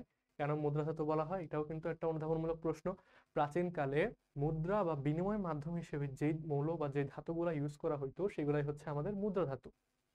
আমাদের গ্রুপ 11-এর হচ্ছে কপার, তারপর সিলভার, তারপর গোল্ড, এই যে মৌলগুলা কপার সিলভার গোল্ড, তারা কিন্তু আমাদের মুদ্রা ধাতু। প্রাচীনকালে এগুলাকে বিনিময় মাধ্যম বা মুদ্রা হিসেবে ব্যবহার করা হইতো। তাহলে এখানে আমাদের সঠিক উত্তর হচ্ছে গোল্ড। পরবর্তী প্রশ্ন, ডিমের খোসার সাথে লেবুর রস যোগ করলে কোন গ্যাসটি উৎপন্ন হবে? আচ্ছা, এটা একটু ক্রিটিক্যাল কোয়েশ্চেন। মেইনলি ডিমের খোসায় আমাদের কি থাকে? ক্যালসিয়াম কার্বনেট থাকে। ডিমের খোসায় থাকে ক্যালসিয়াম কার্বনেট। আর লেবুর রসে কি থাকে? লেবুর রসে থাকে হচ্ছে আমাদের অ্যাসিড। লেবুর রসে থাকে হচ্ছে আমাদের অ্যাসিড। লেবুর রসে থাকে আমাদের অ্যাসিড। আমি শুধু প্রোটন দিয়ে বোঝাচ্ছি। আচ্ছা, কোন গ্যাস উৎপন্ন হবে আমাদের? অবশ্যই কার্বন ডাইঅক্সাইড গ্যাস উৎপন্ন হবে। এটা একদম মুখস্থ রাখতে পারো যে ডিমের খোসার সাথে লেবুর রস যোগ করলে আমাদের কার্বন ডাইঅক্সাইড গ্যাস উৎপন্ন হবে। সঠিক উত্তর কার্বন ডাইঅক্সাইড। পরবর্তী প্রশ্ন, চুনের পানি তার সঙ্গে অধিক পরিমাণ কার্বন ডাইঅক্সাইড মিশ্রিত করলে এক্স যৌগ উৎপন্ন হয়। এখানে বলা হয়েছে নিম্নের কোনটা এক্স যৌগ। আচ্ছা, চুনের পানিতে আমাদের কি থাকে? চুনের পানিতে থাকে ক্যালসিয়াম হাইড্রোক্সাইড, তাই না? চুনের পানিতে থাকে ক্যালসিয়াম হাইড্রোক্সাইড, তার সঙ্গে আমরা এক্সেস কার্বন ডাইঅক্সাইড যোগ করব, তাহলে আমাদের কি উৎপন্ন হবে? এখান থেকে আমাদের উৎপন্ন হবে ক্যালসিয়াম বাইকার্বনেট। Calcium bicarbonate. তাহলে এখানে অপশন আছে না? হ্যাঁ, ক্যালসিয়াম বাইকার্বনেট অপশন আছে, এটাই হচ্ছে অ্যান্সার। এগুলা কিন্তু সব বোর্ডে আসা প্রশ্ন, তাই আমি তোমাদেরকে এগুলো করেই দিচ্ছি। ওকে, পরবর্তী প্রশ্ন, মৃৎক্ষার ধাতুসমূহের বহিস্থ স্তরে কয়টা ইলেকট্রন থাকে? আমরা একটু আগে বললাম যে আমাদের মৃৎক্ষার ধাতুগুলা হচ্ছে গ্রুপ 2 এর মৌল, এবং গ্রুপ 2 এর ক্ষেত্রে সর্ববহিস্থ স্তরে ইলেকট্রন থাকবে 2টা। আমি একটা উদাহরণ দিয়ে দেখাই দিই। দেখো, আমি কিন্তু বিগত প্রশ্নেই বলে এসেছি যে এই যে মৌলগুলো আমাদের গ্রুপ 2 এর beryllium, magnesium, calcium, strontium, barium, radium, তারা হচ্ছে গ্রুপ 2 এর মৌল। তাদেরকে বলা হয় মৃৎক্ষার ধাতু। তাহলে আমাদের এখানে প্রশ্নটা কি ছিল? প্রশ্ন ছিল এই যে মৃৎক্ষার ধাতু সমূহের বহিস্থ স্তরে কয়টা ইলেকট্রন থাকে। তাহলে ম্যাগনেসিয়াম তো আমাদের একটা মৃৎক্ষার ধাতু, তাই না? তাহলে আমরা ম্যাগনেসিয়ামের ইলেকট্রন বিন্যাসটা দেখি। ম্যাগনেসিয়ামের ইলেকট্রন বিন্যাস হচ্ছে 1s2 2s2 2p6 3s2। দেখো, সর্বশেষ কক্ষপথ বা সর্ববহিস্থ কক্ষপথ হচ্ছে আমাদের 3, মানে আমাদের 3 নম্বর পর্যায়ে। এখানে ইলেকট্রন কয়টা আছে? 3s2। আমরা যদি চিত্রের মধ্যে দেখতে চাই, ধরে হচ্ছে আমাদের ম্যাগনেসিয়াম মৌলটা, এই হচ্ছে আমাদের ম্যাগনেসিয়াম মৌল। প্রথম শক্তি স্তরে ইলেকট্রন 2টা, দ্বিতীয় শক্তি স্তরে ইলেকট্রন 8টা, এবং সর্বশেষ শক্তি স্তরে ইলেকট্রন কয়টা? 2টা। ঠিক আছে, এই হচ্ছে আমাদের একটা মৃৎক্ষার ধাতু, এবং মৃৎক্ষার ধাতুর সর্ববহিস্থ স্তরে, এই যে বহিস্থ স্তরে কয়টা ইলেকট্রন থাকে? 2টা ইলেকট্রন থাকে। এটা হচ্ছে আমাদের অ্যান্সার। ঠিক আছে, আচ্ছা, পরবর্তী প্রশ্ন। আচ্ছা, আমাদের তাহলে এই চ্যাপ্টারের মোটামুটি ইম্পর্টেন্ট এমসিকিউ গুলো কভার করা হয়ে গিয়েছে। তোমরা এই এমসিকিউ গুলো দেখার পাশাপাশি টেস্ট পেপার থেকেও গুরুত্বপূর্ণ প্রশ্নগুলো সলভ করবে। যত বেশি এমসিকিউ সলভ করবে তত বেশি কিন্তু তোমাদের এফিসিয়েন্সি বাড়বে এবং টাইম ম্যানেজমেন্টের ক্ষেত্রে সুবিধা হবে। ঠিক আছে, আমাদের এখন শুরু হচ্ছে মেইনলি সিকিউ এর পড়া। সিকিউতে খেয়াল করো, এই যে প্রশ্নগুলো কতবার বোর্ডে এসেছে, আমরা কিন্তু এগুলাই বেশি সিলেক্ট করেছি যেগুলো বোর্ডে প্রতি বছরই আসে, একটা কমন টাইপের প্রশ্ন। ঠিক আছে, এখন সৃজনশীলের মধ্যে জ্ঞানমূলক এবং অনুধাবনমূলক অর্থাৎ ক এবং খ, এই 2 টাইপের প্রশ্ন কিন্তু আমরা ক্লাসে সলভ করে দিব না। এগুলো তোমাদের সাজেশন হিসেবে এই স্লাইডের পিডিএফ এর সাথে পেয়ে যাবে। আমরা কি কি সলভ করাবো? আমাদের গ এবং ঘ অর্থাৎ প্রয়োগমূলক এবং উচ্চতর দক্ষতামূলক প্রশ্ন সলভ করাবো। ঠিক আছে, কিভাবে তোমরা অ্যাপ্রোচ করবে সলভ করার সেইটা আমরা বুঝিয়ে দিব। এখানে কিন্তু প্রত্যেকটা প্রশ্ন ধরে ধরে বড় করে একদম প্যারাগ্রাফ আকারে লিখে সলভ করা হবে না, আগেই বলছি। তাহলে চলো আমরা আমাদের জ্ঞানমূলক অনুধাবনমূলক এগুলো পাস করে যাই। এগুলো হচ্ছে অ্যাকচুয়ালি ক্লাসে সলভ করানোর জন্য না। আচ্ছা, তাহলে এই হচ্ছে আমাদের এখান থেকে শুরু হচ্ছে প্রয়োগ এবং উচ্চতর দক্ষতামূলক যে প্রশ্ন, এখান থেকে আমাদের শুরু হচ্ছে। তাহলে চলো আমাদের প্রথম যে সৃজনশীল প্রশ্ন, প্রয়োগ এবং উচ্চতর দক্ষতামূলক, আমরা আগে প্রশ্নটা দেখব। এখানে এক্স একটা মৌলের কথা বলা হয়েছে, ওয়াই একটা মৌলের কথা বলা হয়েছে, এবং জেড একটা মৌলের কথা বলা হয়েছে, যেখানে এক্স এর পারমাণবিক সংখ্যা 1, ওয়াই এর পারমাণবিক সংখ্যা 7 এবং জেড এর পারমাণবিক সংখ্যা 21। প্রশ্নে বলা হয়েছে এখানে এক্স ওয়াই জেড প্রতীকী অর্থে ব্যবহৃত, তারা প্রচলিত কোনো মৌলের প্রতীক নয়। তাহলে আমাদের প্রশ্নে কি চেয়েছে দেখো, ইলেকট্রন বিন্যাসের সাহায্যে পর্যায় সারণীতে জেড মৌলের অবস্থান নির্ণয় করো। ইলেকট্রন বিন্যাসের সাহায্যে পর্যায় সারণীতে জেড মৌলের অবস্থান নির্ণয় করো। তাহলে আমাদের অ্যাপ্রোচটা কিরকম হবে? আমরা খুবই ফাস্ট সলভ করব, ঠিক আছে, যেন ক্লাসটা তাড়াতাড়ি শেষ হয়। তাহলে আমাদের দেখো জেড যে মৌলটা 21, জেড, আমি একটু সাদা কালি ইউজ করি, সাদা এই কালিটা হচ্ছে পার্সোনালি আমার খুব ভালো লাগে। আচ্ছা, দেখো এখানে জেড যে মৌলটা তার পারমাণবিক সংখ্যা হচ্ছে 21। আমরা যদি এটা ইলেকট্রন বিন্যাস করি কি আসবে? 1s2 2s2 2p6 3s2 3p6। খেয়াল করো এটা কিন্তু আমাদের 21 যে যে মৌলের পারমাণবিক সংখ্যা 21 এটা হচ্ছে স্ক্যান্ডিয়াম। তাহলে এটা স্ক্যান্ডিয়ামের ইলেকট্রন বিন্যাস করছি আমরা 1s2 2s2 2p6 3s2 3p6, দেন হচ্ছে আমাদের 4s1, তাহলে কত হচ্ছে? এবং সরি এটা হচ্ছে আমাদের 4s2 4s2 দিয়ে শেষ হবে, তাই না? Sorry 3d1 4s2 3d1। তাহলে এই হচ্ছে আমাদের যে জেড মৌলটা 21 পারমাণবিক সংখ্যা বিশিষ্ট তার ইলেকট্রন বিন্যাস। এখানে আমাদের প্রশ্নে কি চেয়েছে? ইলেকট্রন বিন্যাসের সাহায্যে পর্যায় সারণীতে মৌলের অবস্থান নির্ণয়। মৌলের অবস্থান নির্ণয় বলতে কি বোঝায়? মৌলের গ্রুপ এবং পর্যায় সংখ্যা দুইটা নির্ণয় করাই হচ্ছে আমাদের মৌলের অবস্থান নির্ণয়। বোঝা গেল? তাহলে খেয়াল করো আমরা যখন এমসিকিউ সলভ করেছিলাম তখনও কিন্তু আমরা পর্যায় সংখ্যা এবং গ্রুপ সংখ্যা নির্ণয় করার অ্যাপ্রোচটা দেখেছিলাম। এখানেও আমরা সেম ভাবে সলভ করব। আমাদের এই যে জেড বা এটা হচ্ছে স্ক্যান্ডিয়াম, এই স্ক্যান্ডিয়ামের ইলেকট্রন বিন্যাসে আমাদের সর্ববহিস্থ যে শক্তি স্তর আছে সেটাই হবে আমাদের পর্যায় নম্বর। তাহলে এখানে খেয়াল করো আমাদের সর্ববহিস্থ শক্তি স্তর কোনটা? আমাদের সর্ববহিস্থ শক্তি স্তর হচ্ছে এই যে 4 হচ্ছে যেহেতু সর্ববহিস্থ শক্তি স্তর, তাই আমাদের এই জেড মৌলর ক্ষেত্রে পর্যায় কি হবে? জেড মৌলর ক্ষেত্রে আমাদের পর্যায় হবে 4। আর এই ক্ষেত্রে আমরা গ্রুপ সংখ্যা কিভাবে নির্ণয় করব? খেয়াল করো সর্বশেষ ইলেকট্রন প্রবেশ করেছে আমাদের ডি অরবিটালে, তার আগে ইলেকট্রন প্রবেশ করেছে এস অরবিটালে। তাহলে এই ক্ষেত্রে আমরা কিভাবে হচ্ছে তোমাদের গ্রুপ সংখ্যা নির্ণয় করি? এই ক্ষেত্রে আমরা গ্রুপ সংখ্যা নির্ণয় করি এস অরবিটালে ইলেকট্রন সংখ্যা প্লাস ডি অরবিটালে ইলেকট্রন সংখ্যা। এটা আমরা অলরেডি এমসিকিউতে সলভ করেছি, তাই না? তাহলে আমাদের এখানে গ্রুপ সংখ্যা কি হবে? এখানে আমাদের গ্রুপ সংখ্যা হবে এস অরবিটালে ইলেকট্রন সংখ্যা প্লাস ডি অরবিটালে ইলেকট্রন সংখ্যা। এই সবগুলো আমি তোমাদের মুখে বলছি, বাট তোমাদের কিন্তু খাতায় লিখে লিখে করতে হবে। এখানে আমি তোমাদেরকে প্রত্যেকটা প্রশ্ন লিখে সলভ করতে গেলে খুব বড় হয়ে যাবে ক্লাসটা, এবং তোমরা আসলে এত বড় ক্লাস করতে চাও না, তাই আমি তোমাদেরকে অ্যাপ্রোচটা বুঝাই দিচ্ছি। দেখো আমাদের এই ইলেকট্রন বিন্যাসে সর্বশেষ ইলেকট্রন প্রবেশ করেছে ডি অরবিটালে, তার আগে এস অরবিটালে। তাহলে এখানে আমাদের গ্রুপ সংখ্যা কত হবে? এস অরবিটালে ইলেকট্রন সংখ্যা প্লাস ডি অরবিটালে ইলেকট্রন সংখ্যা, তাহলে 3। তাহলে খেয়াল করো আমাদের এই যে ইলেকট্রন বিন্যাসের সাহায্যে পর্যায় সারণীতে জেড মৌলটার অবস্থান নির্ণয় করতে বলছে, আমরা প্রথমে কি করলাম? ইলেকট্রন বিন্যাস করলাম। ইলেকট্রন বিন্যাস করে পর্যায় সংখ্যা নির্ণয় করলাম। সর্ববহিস্থ শক্তি স্তরই হচ্ছে আমাদের পর্যায় নাম্বার, আর গ্রুপ সংখ্যা এই মেথডে নির্ণয় করলাম। তাহলে আমাদের জেড মৌলের পর্যায় সারণীতে অবস্থান কোথায়? 4 নং পর্যায়ের 3 নং গ্রুপে। অবস্থান কোথায়? 4 নম্বর পর্যায়ের 3 নম্বর গ্রুপে। ঠিক আছে, পরবর্তী প্রশ্নে আসো আমাদের।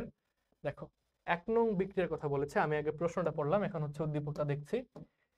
1 নং দেখো, পটাশিয়াম এবং সালফিউরিক অ্যাসিড, এখানে বিক্রিয়া তৈরি হচ্ছে আমাদের পটাশিয়াম সালফেট এবং হাইড্রোজেন। এখানে প্রশ্নে বলা হয়েছে 1 নং বিক্রিয়ায় উৎপন্ন গ্যাসীয় মৌলটিকে। 1 নং বিক্রিয়ায় আমাদের উৎপন্ন গ্যাসীয় মৌল কোনটা? এই যে হাইড্রোজেন হচ্ছে আমাদের গ্যাসীয় মৌল। এটাকে পর্যায় সারণীর গ্রুপ 1 এ স্থান কেন দেওয়া হয়েছে এই কারণ ব্যাখ্যা করতে বলেছে আমাদের প্রশ্নে। তাহলে খেয়াল করো আমাদের উত্তরটা কিভাবে হবে। এই যে 1 নং বিক্রিয়া, প্রথমে আমরা 1 নং বিক্রিয়াটা দেখাবো। উৎপন্ন হচ্ছে আমাদের কি? Something plus hydrogen. তাহলে আমাদের প্রথম অ্যাপ্রোচটা হবে, প্রথম লেখাটা হবে প্রশ্নে বিক্রিয়ার পরে আমাদের 1 নং বিক্রিয়ায় উৎপন্ন গ্যাসের মৌলটা কি? মৌলটা হচ্ছে হাইড্রোজেন। ঠিক আছে, এখন হাইড্রোজেনকে কেন গ্রুপ 1 এ স্থান দেওয়া হয়েছে? গ্রুপ 1 এ তো সাধারণত ক্ষার ধাতুকে স্থান দেওয়া হয়, তাই না? কিন্তু হাইড্রোজেন তো ক্ষার ধাতু না।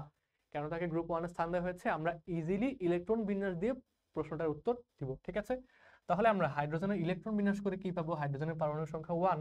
হাইড্রোজেনের ইলেকট্রন বিন্যাস করে আমরা পাচ্ছি 1s1। আর আমরা জানি ইলেকট্রন বিন্যাস থেকে, কোন মৌলের ইলেকট্রন বিন্যাস থেকে যদি আমরা পাই সর্বশেষ ইলেকট্রন এস অরবিটালে প্রবেশ করছে, তাহলে এস অরবিটালের ইলেকট্রন সংখ্যাই হবে সেই মৌলের গ্রুপ নম্বর। কি বললাম? কোন মৌলের ইলেকট্রন বিন্যাসে যদি আমরা পাই সর্বশেষ ইলেকট্রন এস অরবিটালে প্রবেশ করছে, তাহলে এস অরবিটালে ইলেকট্রন সংখ্যাই হবে আমাদের সেই মৌলের গ্রুপ নম্বর। এখানে হাইড্রোজেনের ইলেকট্রন বিন্যাস থেকে আমরা পাচ্ছি হাইড্রোজেনের সর্বশেষ ইলেকট্রন কোথায় প্রবেশ করছে? এস অরবিটালে। যেহেতু হাইড্রোজেনের ইলেকট্রন আছেই একটা, তাহলে হাইড্রোজেনের ক্ষেত্রে আমরা কি বলতে পারি? এই ইলেকট্রন বিন্যাসের কারণে পর্যায় সারণীর গ্রুপ 1 এ হাইড্রোজেনকে স্থান দেওয়া হয়েছে। এটাই হচ্ছে আমাদের সবচেয়ে ইজি অ্যান্সার। ঠিক আছে, আমরা ইজির দিকেই থাকবো। পরবর্তী প্রশ্ন দেখো, 3টা মৌল দেওয়া হয়েছে, মৌল এক্স, ওয়াই এবং জেড। এক্স ওয়াই এবং জেড তিনটার পারমাণবিক সংখ্যা যথাক্রমে 11, 12 এবং 13। তাহলে আমরা বলতে পারি এই 11, 12, 13 তিনটা মৌল হচ্ছে আমাদের সোডিয়াম, ম্যাগনেসিয়াম এবং অ্যালুমিনিয়াম। 11, 12 এবং 13, ঠিক আছে? তিনটা মৌল আমরা আইডেন্টিফাই করলাম। প্রশ্নে কি বলেছে? ইলেকট্রন বিন্যাস উল্লেখপূর্বক পর্যায় সারণীতে ওয়াই মৌলের অবস্থান নির্ণয় করো। এখানে ওয়াই মৌল কোনটা? 12 পারমাণবিক সংখ্যা বিশিষ্ট মৌলটা হচ্ছে ওয়াই মৌল, তার মানে আমরা বলতে পারি এটা হচ্ছে ম্যাগনেসিয়াম। তাহলে আমরা প্রথমে কি করব? এখানে আসলে অ্যান্সার করার জায়গা হবে না, তাই আমি পরবর্তী একটা পেজ অ্যাড করছি। খেয়াল করো, আমাদের ওয়াই 12 বা এটা কি ছিল? ম্যাগনেসিয়াম 12। পর্যায় সারণীতে এই মৌলটার অবস্থান নির্ণয় করতে বলা হয়েছে ইলেকট্রন বিন্যাসের মাধ্যমে। মানে কি? পর্যায় সংখ্যা নির্ণয় করতে হবে এবং গ্রুপ সংখ্যা নির্ণয় করতে হবে। তাহলে আমরা প্রথমে তার ইলেকট্রন বিন্যাস করব। ম্যাগনেসিয়ামের ইলেকট্রন বিন্যাস করে কি পাই? 1s2, 2s2, 2p6, 3s2। এটা হচ্ছে ম্যাগনেসিয়ামের ইলেকট্রন বিন্যাস। খেয়াল করো, আমরা যখন পর্যায় সংখ্যা নির্ণয় করি তখন সবার আগে কি খেয়াল করি? পর্যায় সংখ্যা নির্ণয় করার ক্ষেত্রে আমি এটা এমসিকিউ সলভ করার সময় বলেছি এবং প্রথম সিকিউ সলভ করার সময় বলেছি যে সর্ববহিস্থ যে শক্তি স্তর বা সর্ববহিস্থ যে কক্ষপথ সেটাই হচ্ছে আমাদের পর্যায় সংখ্যা। এখানে সর্বোচ্চ বা সর্ববহিস্থ কক্ষপথ কোনটা? দেখো 3 নাম্বার শক্তি স্তরে ম্যাগনেসিয়ামের ইলেকট্রনগুলো প্রবেশ করেছে। তাহলে আমাদের পর্যায় হচ্ছে 3। আর এই ক্ষেত্রে আমরা গ্রুপ কিভাবে নির্ণয় করব? একদম তার আগের প্রশ্নটাতেই কিন্তু আমরা পড়লাম যে কোনো মৌলের ইলেকট্রন বিন্যাসে যদি সর্বশেষ ইলেকট্রনটা এস অরবিটালে প্রবেশ করে তাহলে এস অরবিটালের ইলেকট্রন সংখ্যাই হবে সেই মৌলটার গ্রুপ নাম্বার, ঠিক আছে? তাহলে এস অরবিটালে এখানে ইলেকট্রন সংখ্যা কত? 2টা। তাহলে ম্যাগনেসিয়ামের গ্রুপ নাম্বার কত? 2। তাহলে আমরা এইভাবে প্রশ্নটা অ্যাপ্রোচ করব যে প্রথমে ম্যাগনেসিয়ামের ইলেকট্রন বিন্যাস দেখাবো, ইলেকট্রন বিন্যাস থেকে আমরা কিভাবে পর্যায় সংখ্যা বের করছি, কিভাবে গ্রুপ সংখ্যা বের করছি এটা এক্সপ্লেন করব। তারপর আমাদের ফাইনাল অ্যান্সারটা হবে এই যে ওয়াই মৌলটি, এই মৌলটির অবস্থান পর্যায় সারণীতে 3 নং গ্রুপ, 3 নং পর্যায়, 2 নং গ্রুপ, ঠিক আছে? এই মৌলটা হচ্ছে আমাদের 3 নং পর্যায়ের 2 নং গ্রুপের মৌল। চলো আমরা পরবর্তী প্রশ্নে যাই। দেখো এখানে এক্স, ওয়াই, জেড এবং ডাব্লিউ চারটা মৌলের কথা এখানে বলা হয়েছে এবং আমাদের প্রশ্নে চেয়েছে ইলেকট্রন বিন্যাসের মাধ্যমে এক্স, জেড, ডাব্লিউ এই তিনটা মৌলের পর্যায় সারণীতে অবস্থান নির্ণয় করো। তাহলে দেখো ইলেকট্রন বিন্যাস থেকে যে পর্যায় সারণীতে অবস্থান নির্ণয় করা, এই টাইপটা কত কমন, কতবার বোর্ডে আসছে? প্রায় প্রতিটা বোর্ডে কিন্তু প্রশ্নটা আসে, তাই না? তাহলে এই প্রশ্নটা আমাদের প্রায়োরিটি লিস্টে একদম টপে থাকবে না এই চ্যাপ্টার থেকে? অবশ্যই। আচ্ছা, তাহলে আমরা প্রশ্নটা সলভ করার দিকে আগাই। এখানে আমাদের চেয়েছে এক্স, জেড, ডাব্লিউ। আমাদের এক্স হচ্ছে 21 বা এটা হচ্ছে স্ক্যান্ডিয়াম। তাহলে সবার আগে কি করব? ইলেকট্রন বিন্যাস করব। 1s2, 2s2, 2p6, 3s2, 3p6, 4s2, 3d1। এটা হচ্ছে আমাদের স্ক্যান্ডিয়ামের বা এক্স মৌলটার ইলেকট্রন বিন্যাস। তারপর হচ্ছে আমাদের ওয়াই।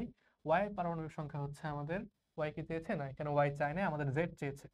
তাহলে চলো আমরা জেড লিখি। জেড এর পারমাণবিক সংখ্যা হচ্ছে 14। আচ্ছা, তাহলে ইলেকট্রন বিন্যাস কি হবে? 1s2, 2s2, 2p6, 3s2, 3p2।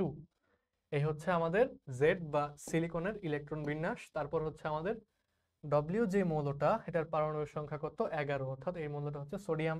তার ইলেকট্রন বিন্যাস কি হবে? 1s2, 2s2, 2p6, 3s1। তাহলে আমরা এখন এই পাশে সব কয়টা মৌলের গ্রুপ এবং পর্যায় সংখ্যা নির্ণয় করে দেখাচ্ছি। তোমরা কিন্তু পরীক্ষায় আলাদা আলাদাভাবে প্রত্যেকটা মৌল নিয়ে দেখাবা, ঠিক আছে? তোমরা পরীক্ষায় প্রত্যেকটা মৌল আলাদা আলাদাভাবে নিয়ে দেখাবা। আমি তার এখানে একটু বর্ডার দিয়ে দিই যেন বোঝা যায় ঠিকভাবে।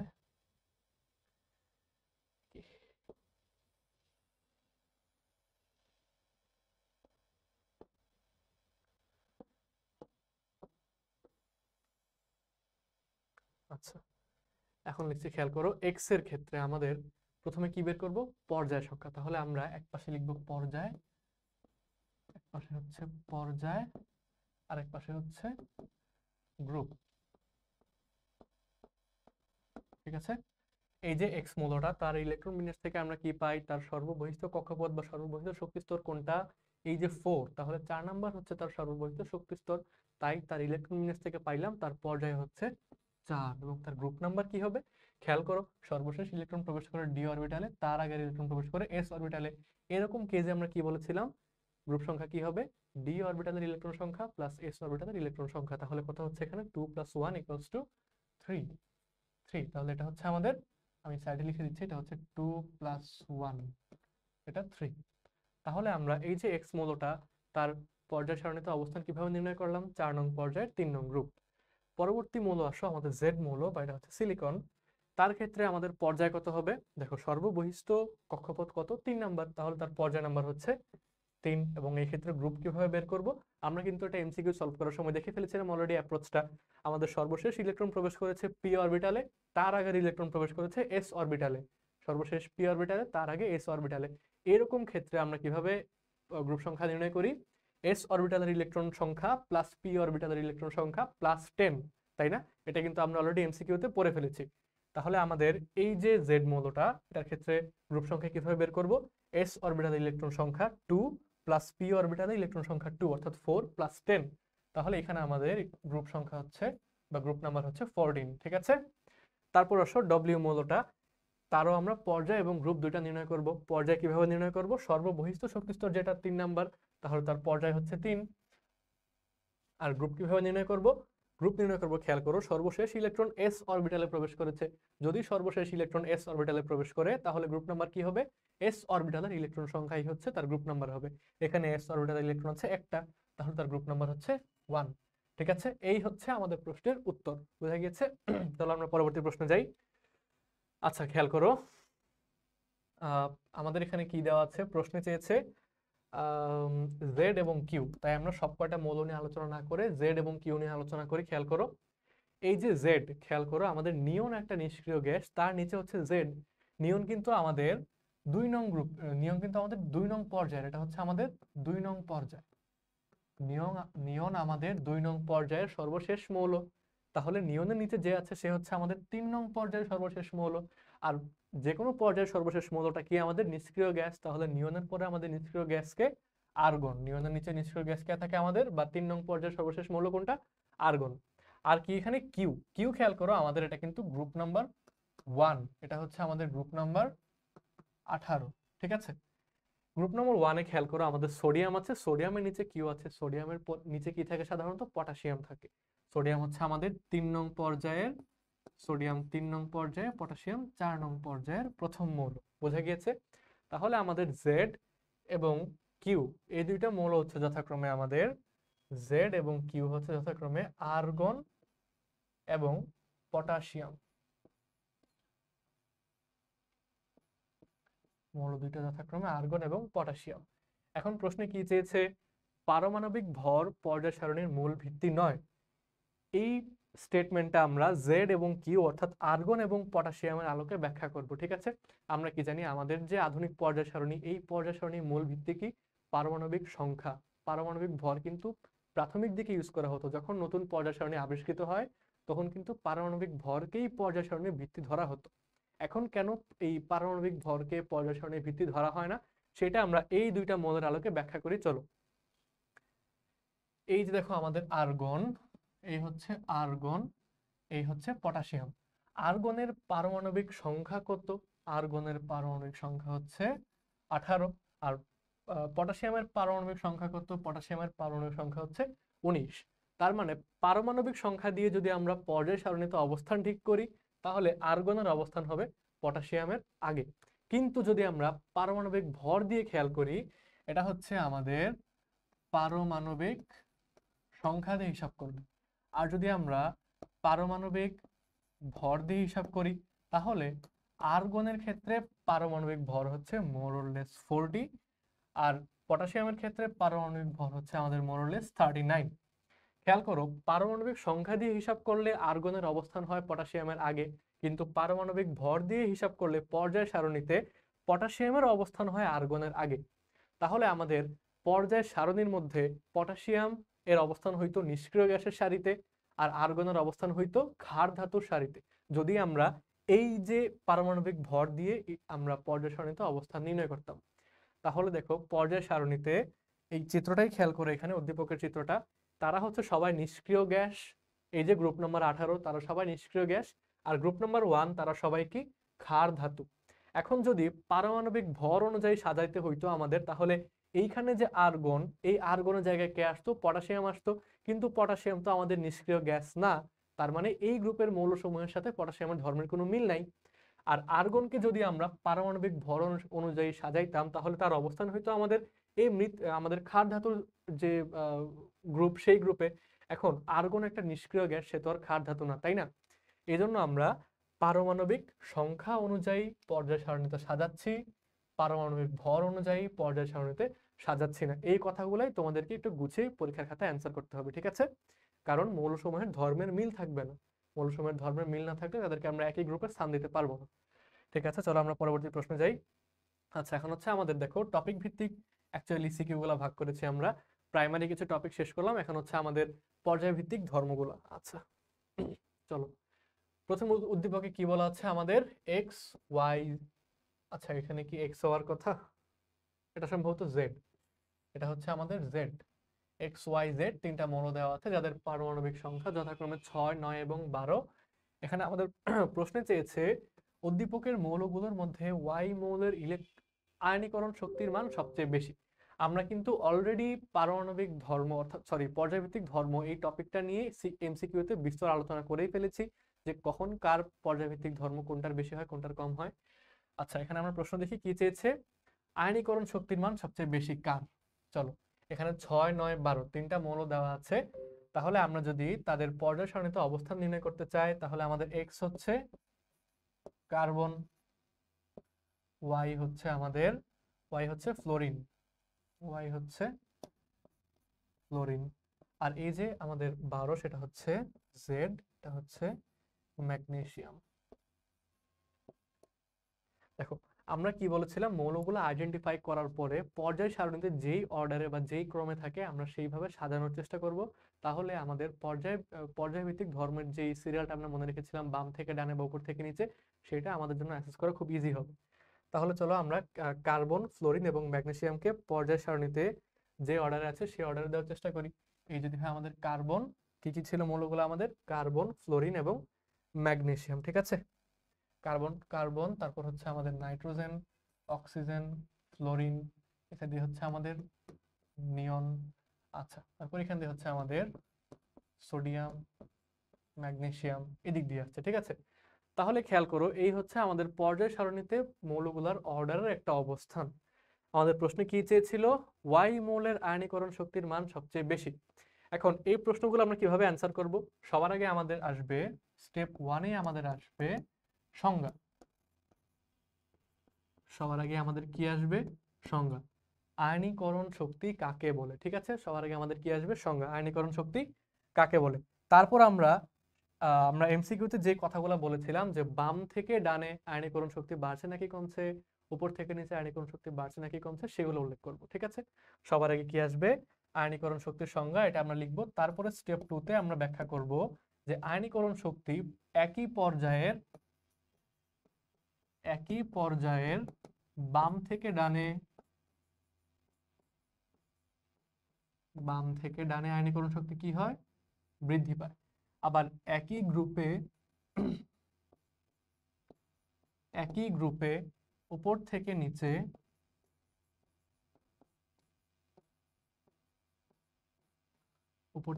আয়নীকরণ শক্তি হ্রাস পায়। তাহলে একই পর্যায়ে বাম থেকে ডানে আয়নীকরণ শক্তি বৃদ্ধি পাচ্ছে, আবার একই গ্রুপে উপর থেকে নিচে আয়নীকরণ শক্তি হ্রাস পাচ্ছে।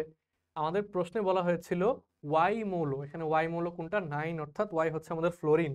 আমাদের ব্যাখ্যা করতে হবে কেন ফ্লোরিনের, আমাদের তো প্রশ্নের নিয়মটা দেওয়া নেই অ্যাকচুয়ালি, কেন এই ফ্লোরিনের আয়নীকরণ শক্তি এই মৌলগুলোর মধ্যে বেশি। তাহলে আমরা কি বলবো? একই পর্যায়ের বাম থেকে ডানে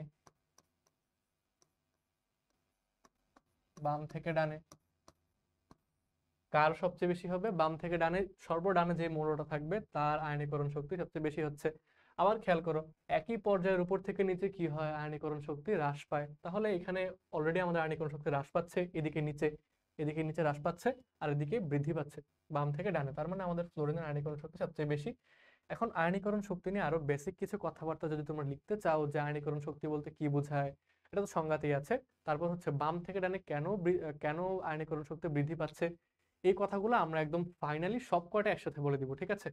তাহলে আমাদের অ্যান্সার করার অ্যাপ্রোচটা হবে এরকম। সর্বপ্রথমে আমরা আয়নীকরণ শক্তির সংজ্ঞা লিখব, তারপর আমরা বলবো কোন সাইড থেকে কোন সাইডে বৃদ্ধি পাবে, কোন সাইড থেকে কোন সাইডে হ্রাস পাবে, তারপর আমরা এখানে অবস্থান দেখে এটা ব্যাখ্যা করব। ঠিক আছে, পরবর্তী প্রশ্ন আমাদের খেয়াল করো।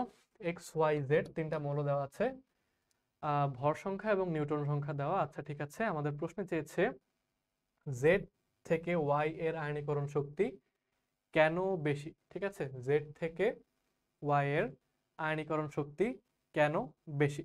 তাহলে চলো আমরা জেড এবং ওয়াই এই দুইটা মৌল প্রথমে নির্ণয় করি, দুইটা মৌল প্রথমে নির্ণয় করব।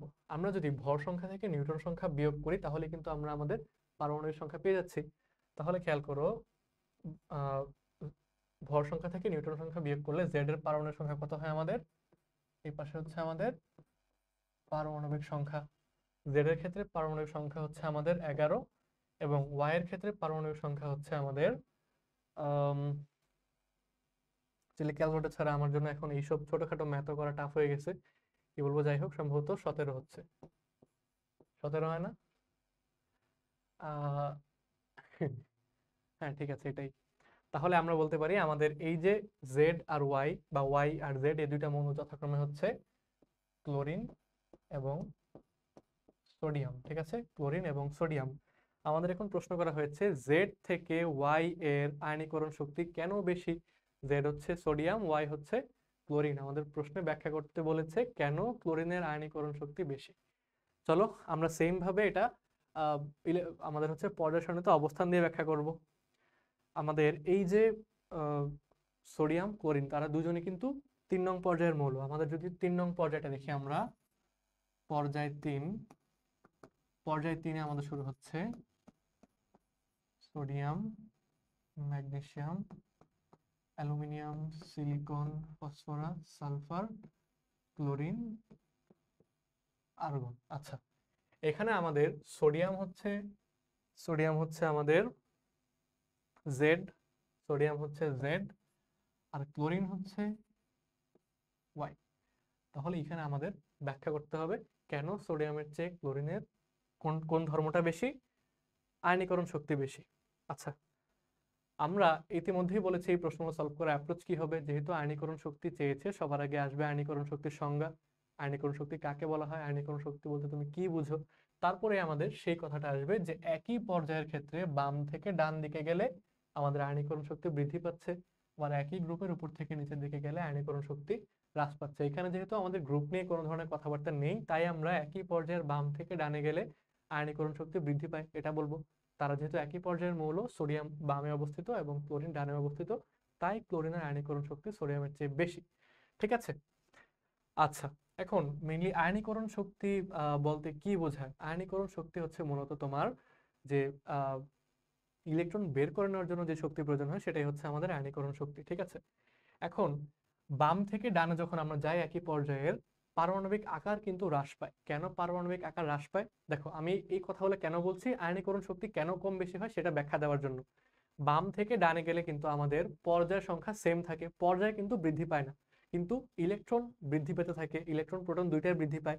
ইলেকট্রন প্রোটন দুইটার বৃদ্ধি পাওয়ার কারণে নিউক্লিয়াসের প্রতি সর্ববহিঃস্থ শক্তি স্তরের আকর্ষণ খুব বেশি হয়। তাই বাম থেকে ডানে যাইতে থাকলে আমাদের পারমাণবিক আকার ছোট হতে থাকে। কেন ছোট হতে থাকে, যেহেতু পর্যায় সংখ্যা বৃদ্ধি পাচ্ছে না কিন্তু পারমাণবিক সংখ্যা এবং ইলেকট্রন সংখ্যা বৃদ্ধি পাচ্ছে, নিউক্লিয়াসের প্রতি আমাদের বাইরের আকর্ষণ বেশি, বাইরের শক্তি স্তরের আকর্ষণ বেশি থাকে, তাই ধীরে ধীরে ছোট হয়ে যাচ্ছে। এখন আয়নীকরণ শক্তি মানে হচ্ছে ইলেকট্রন বের করে নেওয়ার জন্য যে শক্তি প্রয়োজন। এখন খেয়াল করো, যদি আমাদের এই পাশে মৌলটা হয় এত বড়, এটা হচ্ছে এটা হচ্ছে আমাদের নিউক্লিয়াস আর এটা হচ্ছে আমাদের সর্ববহিঃস্থ শক্তি স্তর। সোডিয়ামের ক্ষেত্রে যদি এরকম হয়, ক্লোরিনের ক্ষেত্রে হবে আমাদের এটা নিউক্লিয়াস, সর্ববহিঃস্থ শক্তি স্তর। এখানে খেয়াল করো, এখানে নিউক্লিয়াস, এখানে ইলেকট্রনগুলো খুব দূরে দূরে, এখানে নিউক্লিয়াস, এখানে ইলেকট্রন খুব কাছে না, তাই এখান থেকে ইলেকট্রন বের করে নিতে আমাদের অধিক পরিমাণ শক্তি প্রয়োজন হবে না। নিউক্লিয়াসটা তো ইলেকট্রনটাকে বেশি বলে আকর্ষণ করছে, যেহেতু এখানে দূরত্ব কম নিউক্লিয়াস আর ইলেকট্রনের মাঝে, তাই এখান থেকে ইলেকট্রন বের করে নিতে আমাদের অধিক পরিমাণ শক্তি প্রয়োগ করা লাগবে বা অধিক পরিমাণ শক্তি প্রয়োজন হবে। এই কারণে আমাদের বাম থেকে ডানে গেলে আয়নীকরণ শক্তি বৃদ্ধি পায়। বোঝা গেছে, এটা হচ্ছে সবচেয়ে বড় এক্সপ্লেনেশন। ওকে, পরবর্তী প্রশ্নে আসো। আমাদের এক্স ওয়াই জেড তিনটা মৌলের কথা বলা আছে, পারমাণবিক সংখ্যা 11, 12, 13, অর্থাৎ এক্স ওয়াই জেড মৌল তিনটা মৌল হচ্ছে আমাদের সোডিয়াম, ম্যাগনেসিয়াম এবং অ্যালুমিনিয়াম। প্রশ্নে কি চেয়েছে, উদ্দীপকে উল্লেখিত মৌল তিনটির পারমাণবিক ব্যাসার্ধের ক্রম বিশ্লেষণ করো। দেখো একটু আগেই যে সেম কথাটা হইলো আমাদের সোডিয়াম, তাহলে আমরা এটা আরেকবার এক্সপ্লেনেশন করি, এক্সপ্লেন করছি। সোডিয়াম, ম্যাগনেসিয়াম, অ্যালুমিনিয়াম, এই তিনটা মৌল হচ্ছে আমাদের পর্যায় 3-এ অবস্থিত। পর্যায় 3-এ অর্ডারটাও এক্স্যাক্টলি সেম। তাহলে খেয়াল করো, আমাদের বাম থেকে ডানে গেলে পারমাণবিক ব্যাসার্ধ কি হচ্ছে, হ্রাস পাচ্ছে না। এটা কিন্তু ইতিমধ্যে আমরা এমসিকিউতে যখন সবকটা ধর্ম আলোচনা করি অলরেডি বলে ফেলেছি। এখন বাম থেকে ডানে গেলে কেন পারমাণবিক ব্যাসার্ধ হ্রাস পাচ্ছে, কারণটাই আমাদের একটু এক্সপ্লেন করা লাগবে। খেয়াল করো, বাম থেকে ডানে যখন যাচ্ছে আমাদের পর্যায়ের সংখ্যা কিন্তু চেঞ্জ হচ্ছে না। পর্যায়ের সংখ্যা, সরি আমাদের শক্তিস্তর সংখ্যা হবে এখানে, অ্যাকচুয়ালি আমাদের শক্তিস্তর সংখ্যা চেঞ্জ হচ্ছে না বা শক্তিস্তর বাড়ছে না। বাম থেকে ডানে গেলে কিন্তু শক্তিস্তর বৃদ্ধি পাবে না। শক্তিস্তর বৃদ্ধি যখন পায় না, এই মাঝে থাকে আমাদের নিউট্রন, নিউক্লিয়াসের মাঝে কি থাকে, প্রোটন নিউট্রন, আর শক্তিস্তরগুলোতে আমাদের কি থাকে, ইলেকট্রন থাকে। এখন খেয়াল করো, বাম থেকে ডানে গেলে সোডিয়াম, ম্যাগনেসিয়াম, অ্যালুমিনিয়াম, এই তিনজনের জন্যই কিন্তু, তিনটা মৌলের জন্য কিন্তু আমাদের এই যে শক্তিস্তর সংখ্যা কিন্তু 1, 2, 3টা। খেয়াল করো, বাম থেকে ডানে গেলে তিনটা মৌলের জন্য শক্তিস্তর সংখ্যা 3টা। সোডিয়ামের ক্ষেত্রে আমাদের পারমাণবিক সংখ্যা হচ্ছে 11, অর্থাৎ তার প্রোটন 11টা, ইলেকট্রন 11টা। ম্যাগনেসিয়ামের ক্ষেত্রে প্রোটন 12টা, ইলেকট্রন 12টা, মানে নিউক্লিয়াসের সাথে এই সর্বশেষ শক্তিস্তরের ইলেকট্রনের আকর্ষণ বাড়ছে না, সর্বশেষ শক্তিস্তর আরো কাছে আসছে না নিউক্লিয়াসের। অ্যালুমিনিয়ামের ক্ষেত্রে আমাদের পারমাণবিক সংখ্যা 13, মানে প্রোটন হচ্ছে 13টা, ইলেকট্রন হচ্ছে 13টা। এই কারণে নিউক্লিয়াসের সাথে অর্থাৎ আমাদের কেন্দ্রের সাথে সর্ববহিত শক্তি স্তরের আকর্ষণ বলটা বৃদ্ধি পাবে। কেন্দ্রের সঙ্গে সর্ববহিত শক্তি স্তরের আকর্ষণ বলটা বৃদ্ধি পাওয়ার ফলে এই যে পারমাণবিক আকার সেটা সংকুচিত হয়ে যাবে। এই কারণে বাম থেকে ডানে গেলে আমরা বলি আমাদের পারমাণবিক ব্যাসার্ধ হ্রাস পায়। ঠিক আছে, তাহলে আমাদের এখানে পারমাণবিক ব্যাসার্ধের ক্রমটা কি হবে, সবচেয়ে বড় হবে সোডিয়াম, তারপর হবে ম্যাগনেসিয়াম, তারপর হবে অ্যালুমিনিয়াম। আবারও বলি, কেন হচ্ছে, বাম থেকে ডানে গেলে কিন্তু শক্তি স্তর বাড়ছে না, কিন্তু ইলেকট্রন সংখ্যা এবং প্রোটন সংখ্যা বাড়ছে, যে কারণে কেন্দ্রের নিউক্লিয়াসের প্রতি সর্ববহিত শক্তি স্তরের ইলেকট্রনের আকর্ষণটা বৃদ্ধি পাচ্ছে। তাই এই শক্তি স্তরটা সংকুচিত হয়ে আসছে আস্তে আস্তে। এই কারণেই বাম থেকে ডানে আমাদের পারমাণবিক ব্যাসার্ধ বা পারমাণবিক আকার হ্রাস পাচ্ছে। সোডিয়াম, ম্যাগনেসিয়াম, অ্যালুমিনিয়ামের তাই পারমাণবিক ব্যাসার্ধের ক্রম হবে এইটা। ঠিক আছে, চলো পরবর্তী প্রশ্ন আমাদের কি বলেছে এখানে, TeQ। আচ্ছা, এই তিনটা হচ্ছে এখানে মৌল অ্যাকচুয়ালি দেওয়া নাই। দেখো, সোডিয়ামের পরে আমাদের টি দেওয়া, অর্থাৎ টি হচ্ছে ম্যাগনেসিয়াম। আচ্ছা, এখানে আমাদের FeQ তিনটা মৌল দেওয়া আছে। FeQ এই তিনটা হচ্ছে আমাদের ফ্লোরিন, ক্লোরিন এবং ব্রোমিন। আচ্ছা, তাহলে আমরা এখান থেকে তিনটা মৌল বের করলাম। দেখো, যেহেতু আমাদের ফসফরাস হচ্ছে 15 নং গ্রুপ, সালফার হচ্ছে 16 নং গ্রুপ, তারপরে হচ্ছে আমাদের 17 নম্বর গ্রুপ। 17 নম্বর গ্রুপে মৌলগুলো আমাদের কি, এফ ফ্লোরিন তো দেওয়াই আছে, এফ তো ফ্লোরিন দেওয়া আছে, দেওয়া নেই হচ্ছে ই এবং কিউ। তাহলে ফ্লোরিনের পর আমাদের কি থাকবে, ফ্লোরিনের পর ফ্লোরিন, ক্লোরিন, ব্রোমিন, আয়োডিন, তারা হচ্ছে আমাদের গ্রুপ 17 এর মৌল, তাই না? আচ্ছা, তাহলে আমাদের প্রশ্নে কি চেয়েছে, TeQ এই তিনটা মৌলের ইলেকট্রন আসক্তির ক্রম বিশ্লেষণ করো। তাহলে আমাদের মৌল TeQ যথাক্রমে হচ্ছে ম্যাগনেসিয়াম, ই হচ্ছে আমাদের ক্লোরিন, কিউ হচ্ছে ব্রোমিন। এই তিনটা মৌলের ইলেকট্রন আসক্তির ক্রম বিশ্লেষণ করা লাগবে। এখানে অলরেডি পর্যায় সারণীতে আমরা অবস্থান দেখতে পারতেছি। আমাদের কিভাবে অ্যান্সার করার অ্যাপ্রোচটা হবে, ইলেকট্রন আসক্তির সবার আগে আসবে সংজ্ঞা। সবার আগে কি আসবে, ইলেকট্রন আসক্তির সংজ্ঞা, যে ইলেকট্রন আসক্তি কাকে বলা হয়। তার পরবর্তীতে আমাদের আসবে বাম থেকে ডানে গেলে একই পর্যায়ের বাম থেকে ডানে গেলে ইলেকট্রন আসক্তি বৃদ্ধি পাচ্ছে, এবং একই গ্রুপের উপর থেকে নিচে গেলে ইলেকট্রন আসক্তি হ্রাস পাচ্ছে, তাই না? আবারও বলি, একই পর্যায়ের বাম থেকে ডানে গেলে ইলেকট্রন আসক্তি বৃদ্ধি পাচ্ছে, একই গ্রুপের উপর থেকে নিচে আসলে ইলেকট্রন আসক্তি হ্রাস পাচ্ছে। কেন পাচ্ছে, কারণটা অলরেডি আমাদের এক্সপ্লেন করা হয়ে গেছে, পারমাণবিক ব্যাসার্ধের সাথে সবকিছু সম্পর্কিত, তাই না? আচ্ছা, এখন আসো, এই তিনটার মধ্যে হচ্ছে ক্রম বিশ্লেষণ করা লাগবে ইলেকট্রন আসক্তির। বাম থেকে ডানে মানে ম্যাগনেসিয়াম অর্থাৎ টি এর চেয়ে আমাদের ক্লোরিনের ইলেকট্রন আসক্তি ইজিলি বেশি হচ্ছে। আর ক্লোরিন আর ব্রোমিন যেহেতু একই গ্রুপে অবস্থিত, তাদের মধ্যে কার ইলেকট্রন আসক্তি বেশি হবে? আমরা বলেছি একই গ্রুপের উপর থেকে নিচে গেলে ইলেকট্রন আসক্তি হ্রাস পায়, তাহলে ইলেকট্রন আসক্তি বেশি কার? ক্লোরিনের। এখন আসো আমাদের আরেকটা উদ্দীপক, উদ্দীপকে বলা হয়েছে WXYZ। তারা প্রচলিত প্রতীক নয়। মৌলগুলোকে আমরা নির্ণয় করি, চলো। এখানে দেখো লিথিয়ামের পরে কি হয়? সোডিয়াম হয়, পটাশিয়াম হয়, রুবিডিয়াম হয়। সোডিয়াম, পটাশিয়াম, রুবিডিয়াম, তারা কিন্তু আমাদের গ্রুপ 1 এর ক্ষার ধাতু। এই মৌলগুলো সিরিয়ালও কিন্তু আমাদের মনে রাখা লাগবে। Lithium, sodium, potassium, rubidium, caesium, francium, এই 6টা বা এই মৌলগুলো কিন্তু আমাদের সিরিয়ালটা মনে রাখতে হয়। আচ্ছা, তারপর আসলে আমাদের এখানে কি দেওয়া আছে? জেড। দেখো সিলিকনের পরে জেড দেওয়া, মানে জেড হচ্ছে ফসফরাস। সিলিকন হচ্ছে 14 নং গ্রুপ, এটা হচ্ছে 15 নং গ্রুপ, 16 নং গ্রুপ, 17 নং গ্রুপ, তাহলে এটা হচ্ছে আমাদের ফসফরাস। এই যে জেড মৌলটা ফসফরাস। প্রশ্ন চেয়েছে WXY এই মৌলগুলা একই রকম ধর্ম প্রদর্শন করে, সেটা বিক্রিয়া সহ বিশ্লেষণ করো। দেখো, যে কোনো মৌলগুলা একই রকম ধর্ম যে প্রদর্শন করবে সেটা হচ্ছে তার গ্রুপের উপর নির্ভর করে, তাই না? সেম গ্রুপ হলে তারা সেম ধরনের ধর্ম প্রদর্শন করবে, এটা তো আমরা জানি। আচ্ছা, এরকম আরেকটা সিকিউ আছে আমাদের, চলো আরেকটা সিকিউ হচ্ছে আম, দাঁড়াও, এই যে আয়নীকরণ শক্তি। এই পর্যায়ভিত্তিক ধর্মগুলোর আসলে যে প্রশ্ন সেগুলো আমরা এখন সলভ করাবো না, কারণ ইতিমধ্যে আমরা ইলেকট্রন আসক্তি, তড়িৎ ঋণাত্মকতা, তারপর আয়নীকরণ শক্তি, পারমাণবিক ব্যাসার্ধ সবগুলোই কিন্তু ব্যাখ্যা করে দিচ্ছি, তাই না? তাই এগুলো তোমাদের নিজেদের জন্য টাস্ক থাকবে, তোমরা নিজেরা সলভ করবা। তারপর চলো আমাদের দেখো এখানে আহ এখান থেকে আমরা যে প্রশ্নটা করব, এই দেখো একই গ্রুপের অন্তর্ভুক্ত কিনা, এটা ছিল আমাদের নেক্সট টপিক। আমাদের 2 নং, এখানে ফিগার 2 নং দেওয়া আছে, XYZ তারা একই গ্রুপের অন্তর্ভুক্ত কিনা এটা বিক্রিয়া সহ বিশ্লেষণ করতে বলেছে। এখন খেয়াল করো, একই গ্রুপের মৌল হওয়ার শর্ত কি? একই গ্রুপের মৌল হওয়ার শর্ত হচ্ছে তারা একই ধরনের বিক্রিয়া প্রদর্শন করবে। তারা কি করবে? সেম টাইপের বিক্রিয়া প্রদর্শন করবে, মানে তাদের ভৌত রাসায়নিক ধর্ম প্রায় সেম হবে। আমরা যদি দেখাইতে পারি এই 3টা মৌলের ভৌত রাসায়নিক ধর্ম প্রায় সেম, তাইলেই বলতে পারবো তারা একই গ্রুপের অন্তর্ভুক্ত। তাহলে খেয়াল করে, এখানে যদি অস্পষ্ট, বাট এক্স এর পারমাণবিক সংখ্যা হচ্ছে 9, ওয়াই এর হচ্ছে 17, আর জেড এর হচ্ছে 35। তাহলে এক্স ওয়াই জেড 3টা মৌল হচ্ছে আমাদের ফ্লোরিন, ক্লোরিন, ব্রোমিন।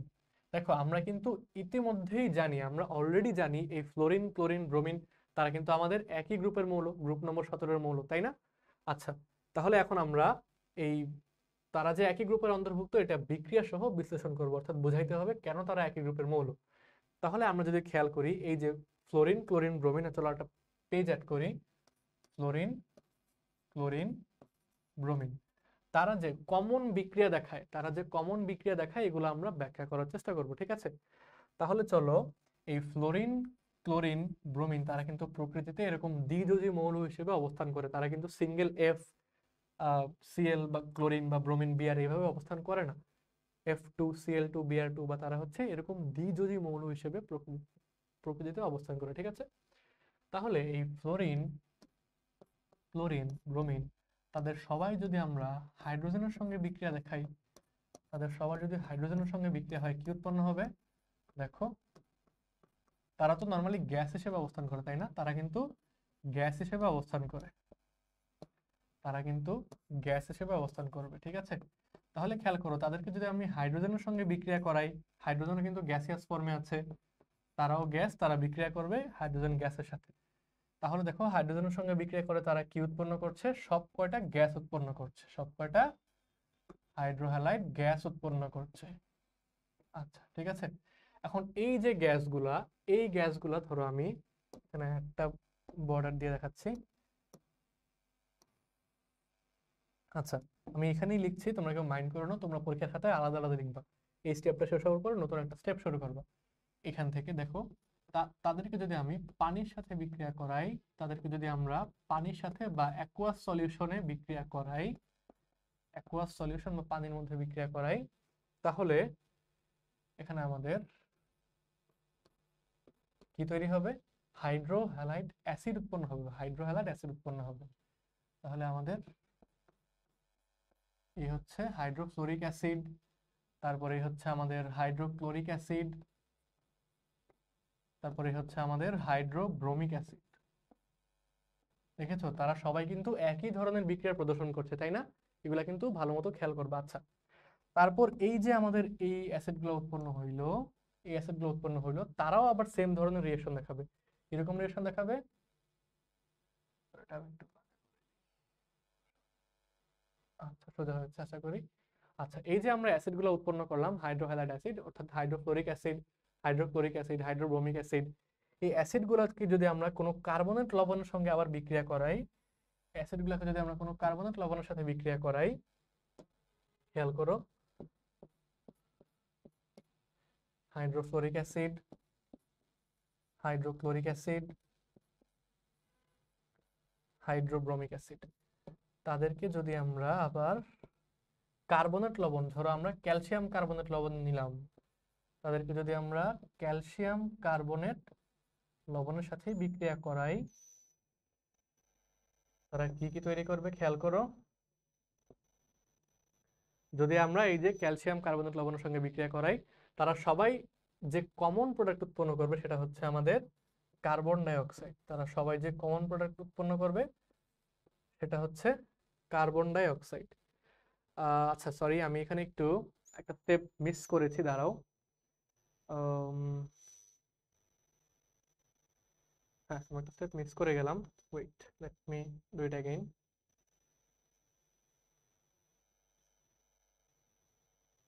এই যে সবগুলো হাইড্রোহ্যালাইড অ্যাসিড উৎপন্ন হইলো, হাইড্রোফ্লোরিক অ্যাসিড, হাইড্রোক্লোরিক অ্যাসিড এবং হাইড্রোব্রোমিক অ্যাসিড, তাদেরকে যদি আমরা কোনো ক্ষারের সঙ্গে বিক্রিয়া করাই, ক্ষারের সঙ্গে বিক্রিয়া করাই, যেমন দেখো, ধরো আমরা সোডিয়াম হাইড্রোক্সাইড ক্ষারের সঙ্গে বিক্রিয়া করাইলাম, বা এখানে হচ্ছে